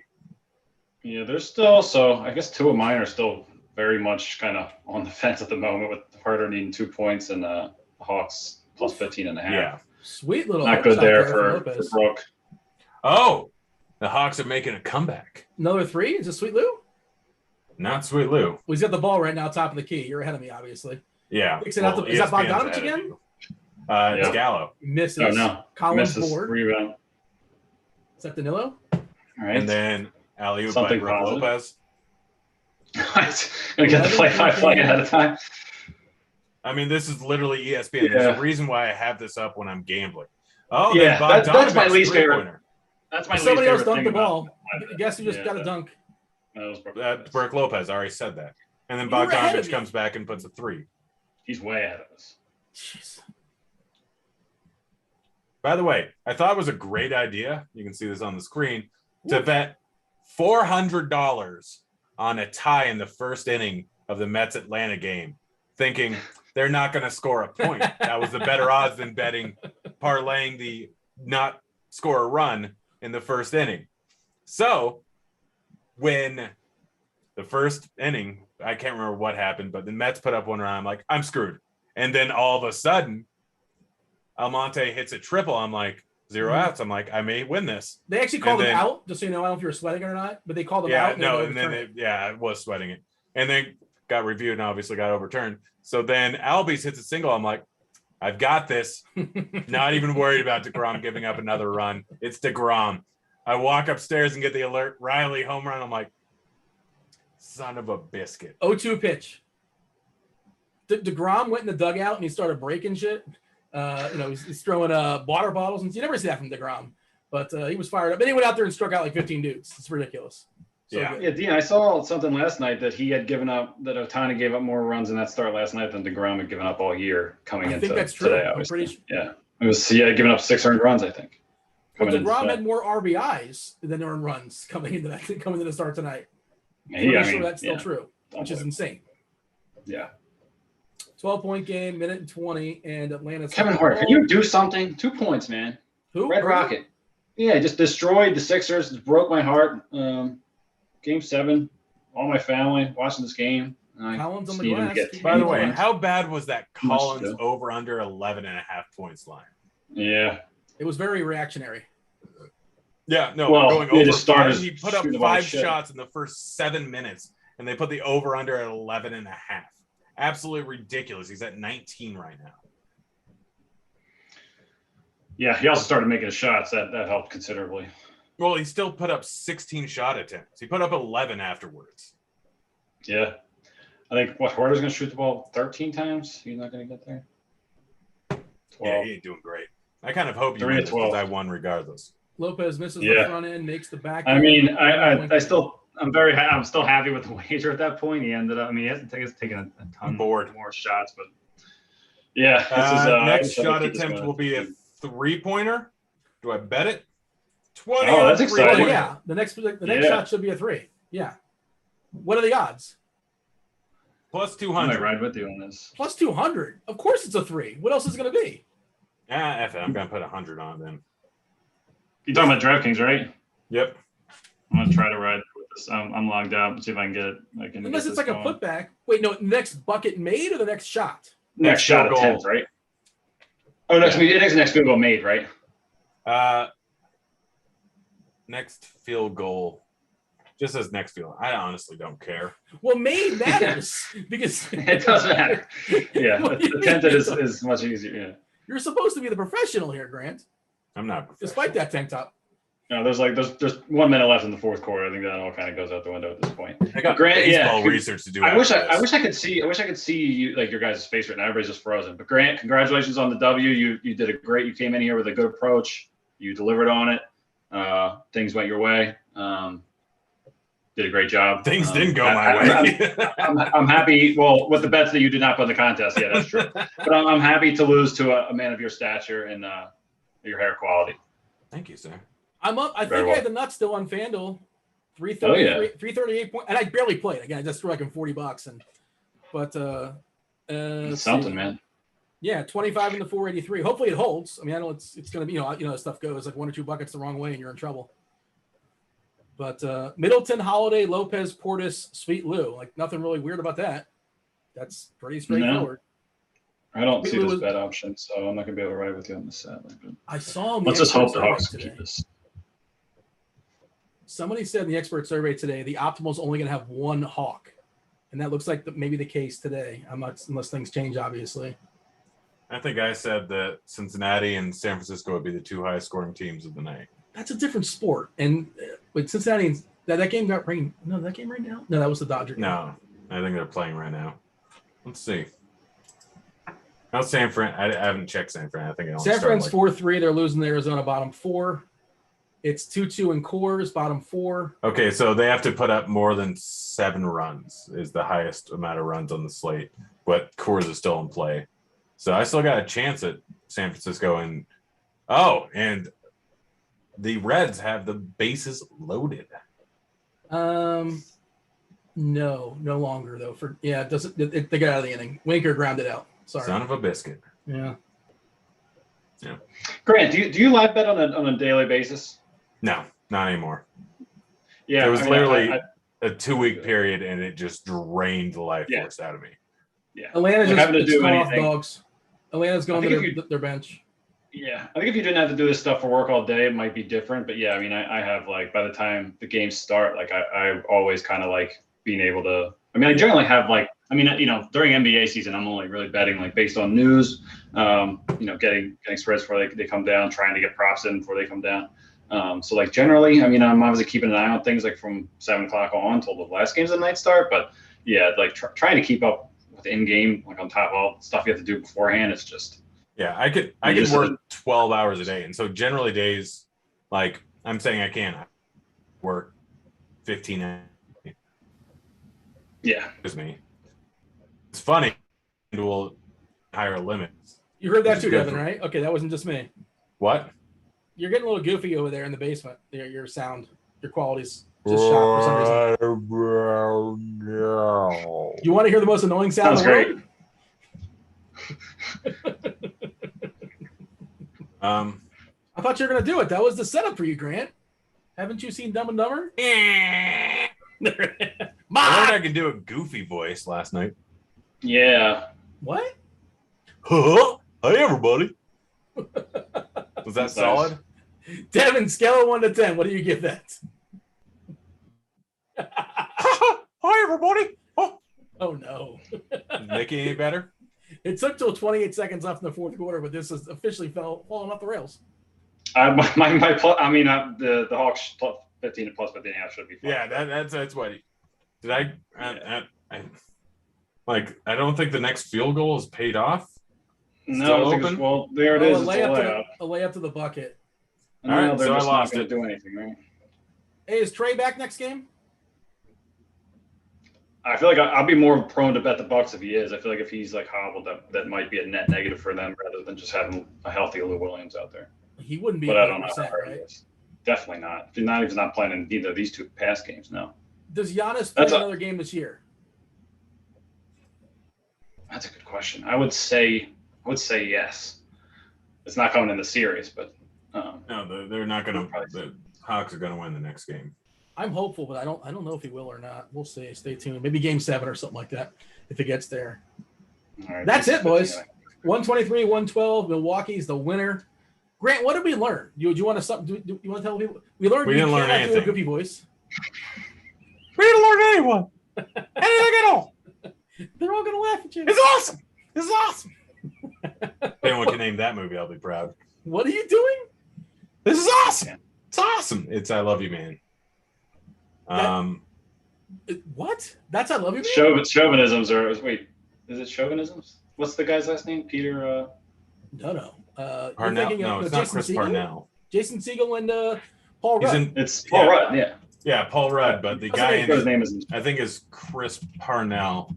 Let's see. Oh yeah, he's from SNL. But I thought you were talking about Jason Segel's in that movie as well. Yeah, Parnell just a bit part? That's Jason Segel and Paul Rudd. But it's Joe Lattuglio. I always get him and Chris Parnell mixed up. What was the Vegas odds on Joe Lattuglio getting a shout out in this show? I don't know. He does a great job though. But he was the guy that went to the LA Galaxy game with him. He's like, "This is awesome. This is awesome." And talked to that really high squeaky voice. I haven't seen that in a while. What are you watching on Netflix tonight, Grant? You have something fired up? No, I'm going to research baseball after this and then do the morning grind. Should I listen to the morning grind? Is it going to be terrible? Or are you going to be all goofy? No, I mean I've had 4 drinks. All right. Can you over the course I didn't even get through 3 hours. Yeah, I somehow didn't get through 2. I don't know how that happened, but I made it through 1 3/4. Yeah, I will be entirely fine unless I keep drinking, which I have no plans on. Grant, can you wink to the audience for those that have watched this show, those that have been on the show with you, and those that are also listening to the morning grind? Can you make a goofy reference or something like that in the morning grind? Make sure to just give a little bit of a wink to those that have watched everything. Gotta stand up above the crowd, even if I gotta shout out loud, 'cause mine is the only face you see. You gotta stand up. That's from the Goofy movie. I felt like you did nothing of the sort. You did not help. I don't know what that was.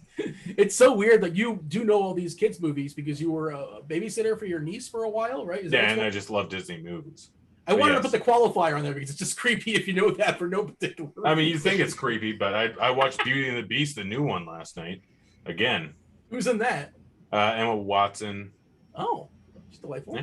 Yeah. It's Were you by yourself? Huh? Were you by yourself? No, I was with my buddy. And your buddy? Yeah. Okay. All right, man. Yeah, my friend he went to Hawaii today, so Is your buddy 7 years old? No. Well, first of all, you have to realize the toy from the 80s? This is not watching the original Beauty and the Beast. You have to realize that a big part of my childhood was Aladdin, The Lion King, Beauty and the Beast, all those movies. So when they get redone, I just watched the new Cruella the other day. Absolutely fantastic. Super dark, by the way. Not a kid's movie. I've seen the new Lion King. I've seen the new Mulan. I've seen the new Aladdin. I've seen the new Cruella. I've seen the new Beauty and the Beast. I've been waiting for this for years. Live action movies of my childhood favorite movies. There's nostalgia there. But also, I just love a good, catchy song. Grant, by the way, they're asking in chat who's going to be on Crunch Time tomorrow. Apparently you. Are you aware of this? Yeah. It's me, Roth, and Cheese. All right, we got to get out of here. Devin, he's probably had it with us. He's tired of listening to our voices, understandably so. I'm tired of listening to your voice. Yeah, again, I understandable. Emma Watson starred with The Beast was Dan Stevens. Luke Evans also in that. Josh Gad. Josh Gad did a fantastic job. I like he's a good actor. He's solid. Yeah. No. 21. Drinks like Gaston. By the way, funniest line of that is, I'm especially good at expectorating, and then just hawks a loogie. What is that from? What are you quoting now? Beauty and the Beast. The same movie? We're still talking about Beauty and the Beast. Yeah, you just listed the people in that. And I said Josh Gad was fantastic in it. And then I started singing the song that he sings with Gaston. Keith, what's the last movie you saw? Or what are you watching tonight? Let's end on a stronger moment than Beauty and the Beast. Dude, what is the last movie I saw? Oh my God, what is that? Midsommar. I think is that how you pronounce it? That crazy movie. Yeah. Oh yeah, that was pretty well. I rewatched that a couple nights ago. I'm not a big movie guy for the most part. Like Aladdin, I don't even remember ever. I mean, I definitely saw it as a kid. I don't know shit about it other than he's got like a carpet that he rides on that flies. But I don't know like any Beauty and the Beast. I have no idea what happens with that. I've never seen like any of the. I don't even know any other Disney movies. By the way, the entire premise of Beauty and the Beast becomes a beast because he was an a-hole to some older woman when he was 13 years old. And so it's like, hey, I'm going to make you ugly and a beast for the rest of your life because you are an a-hole at 13 years old. For sure. Also, The Little Mermaid, she's 13 years old. Like, hey, I want to make all these life decisions at 13 years old and get out of the water and marry this 20-year-old guy. There's so many problems with Disney movies. Did you explain the problems to your niece when you would watch the movies with them, or no? You didn't point out. She just sits there and drinks her milk and says, "Moana, Moana, Frozen. Which one? 1 or 2? 2. The sequel's better than the original. That never happens outside of like Godfather. It happens yeah, you're right. No, it doesn't happen. Cars, the newer movies, it does. It's all about the soundtrack. Grant, why don't you just make her watch what you want to watch? You got the upper hand. I want to watch Frozen too. When I'm watching a kid, there's no way I'm putting on kids' movies. Like when my kid is going to watch whatever I'm watching. Well, that's because I am a fantastic nanny / babysitter / uncle. And Keats is not. Is the implication. Oh, I never tried, so who knows? Maybe I will be. But I was going to say that this begs the question: how many times has Keach been asked to babysit? 0 times, and I would have said no every time even if people did ask. So don't even try. Like YouTube chat, don't say shit about my hair. Don't ask me to babysit. Not doing it. What if the kid Godfrey made fun of your hair? Keach, go read a feminist guide to motherhood. It'll help you out. Read what now? A feminist guide to motherhood. How long is it? Like 20 pages? Oh, it's not short. Are there pictures? Yeah, that's not gonna happen. No. Well, I don't know. I got the audiobook. Well, you didn't read it. I'll be a good dad. I think I will be a good dad. It's just like, my kid will know whole nother sports by the time he's like 3 years old. So like that's all you're gonna be watching. I'm not putting on Disney movies. Yeah, he'll know all the Sixers guys that'll be better, but no Disney movies in my house. That's for sure. I will force my kid to watch Disney movies. They're gonna be like, no Frozen. I'm like, we're watching Frozen. The first movie I remember seeing as a kid was The Sixth Sense, and then Titanic I think was second, or what? Maybe I mixed it up. I remember. I feel so bad. My dad taking me to see Under Siege. Yeah, those are the 2 movies I saw first. Steven Seagal's Under Siege. Oh yeah, absolutely fantastic. No, it's not. It's not a fantastic movie. It's a terrible movie. Oh, I vehemently disagree. What was it? It's a Jordan. Good. It might be a good bad movie. I'll give you that. Pivotal point in my childhood was her jumping out of the cake and then that becoming. Was 2 though. That was the sequel, wasn't it? No, that was the first one. The second one was on a train with Tommy Lee Jones. Yeah, the cake wasn't in the second one. It was in the first one. No, that was in the first one. She popped a Xanax, I believe, and passed out in the cake while everything was going on. And Steven Seagal walked in there, accidentally pushed over the cake, and then the music started playing. She jumped out, not realizing that the boat had been taken over by Gary Busey. And no, Tommy Lee Jones the first one or the second? Tommy Lee Jones and Gary Busey. Eric Aliniak, I think, was the. I know Gary Busey was in the first one. Who was the bad guy in the second one? I don't know. This is important before we get off the air. Yeah. Hold on a second. Under Siege 2 is fantastic. Everett Gill. Oh, Eric Bogosian. That's who it was. Oh, yeah. Also, Katherine Heigl was in there? I do not remember her. She must have been like young. A child in it, I'm guessing. Yeah, that's got to be. It was made in 1995. She can't be over, what, 34 years old? She's probably 42. Wow. Yeah. She's been in a lot of shit. 42. Yeah. Supposedly, the word in the street, fair or unfair, supposedly she was kind of hard to work with. That's like why she disappeared for a while. I'm not surprised. Who knows? Yeah, she was 27 when she was in there. I just know that Keach, maybe, I don't know if you heard that part there. I feel really old when Keach said the first movie he remembers was Sixth Sense and Titanic. Man, those are the first 2 ones. I mean, I was mortified by both of them for very different reasons. Like Sixth Sense was hard. I remember they pulled the sheets up under the bed and there was like a person out there. That scarred me for like 3 years, I think. And then Titanic, to see those people die in the freezing ocean. Like what? Like, yeah, my parents were just lunatics. There was plenty of room, by the way, in the iceberg. Like you had to spread out there, Rose. Come on. Yeah, she's the worst. Yeah, she's the worst, by the way. Just so such a selfish person.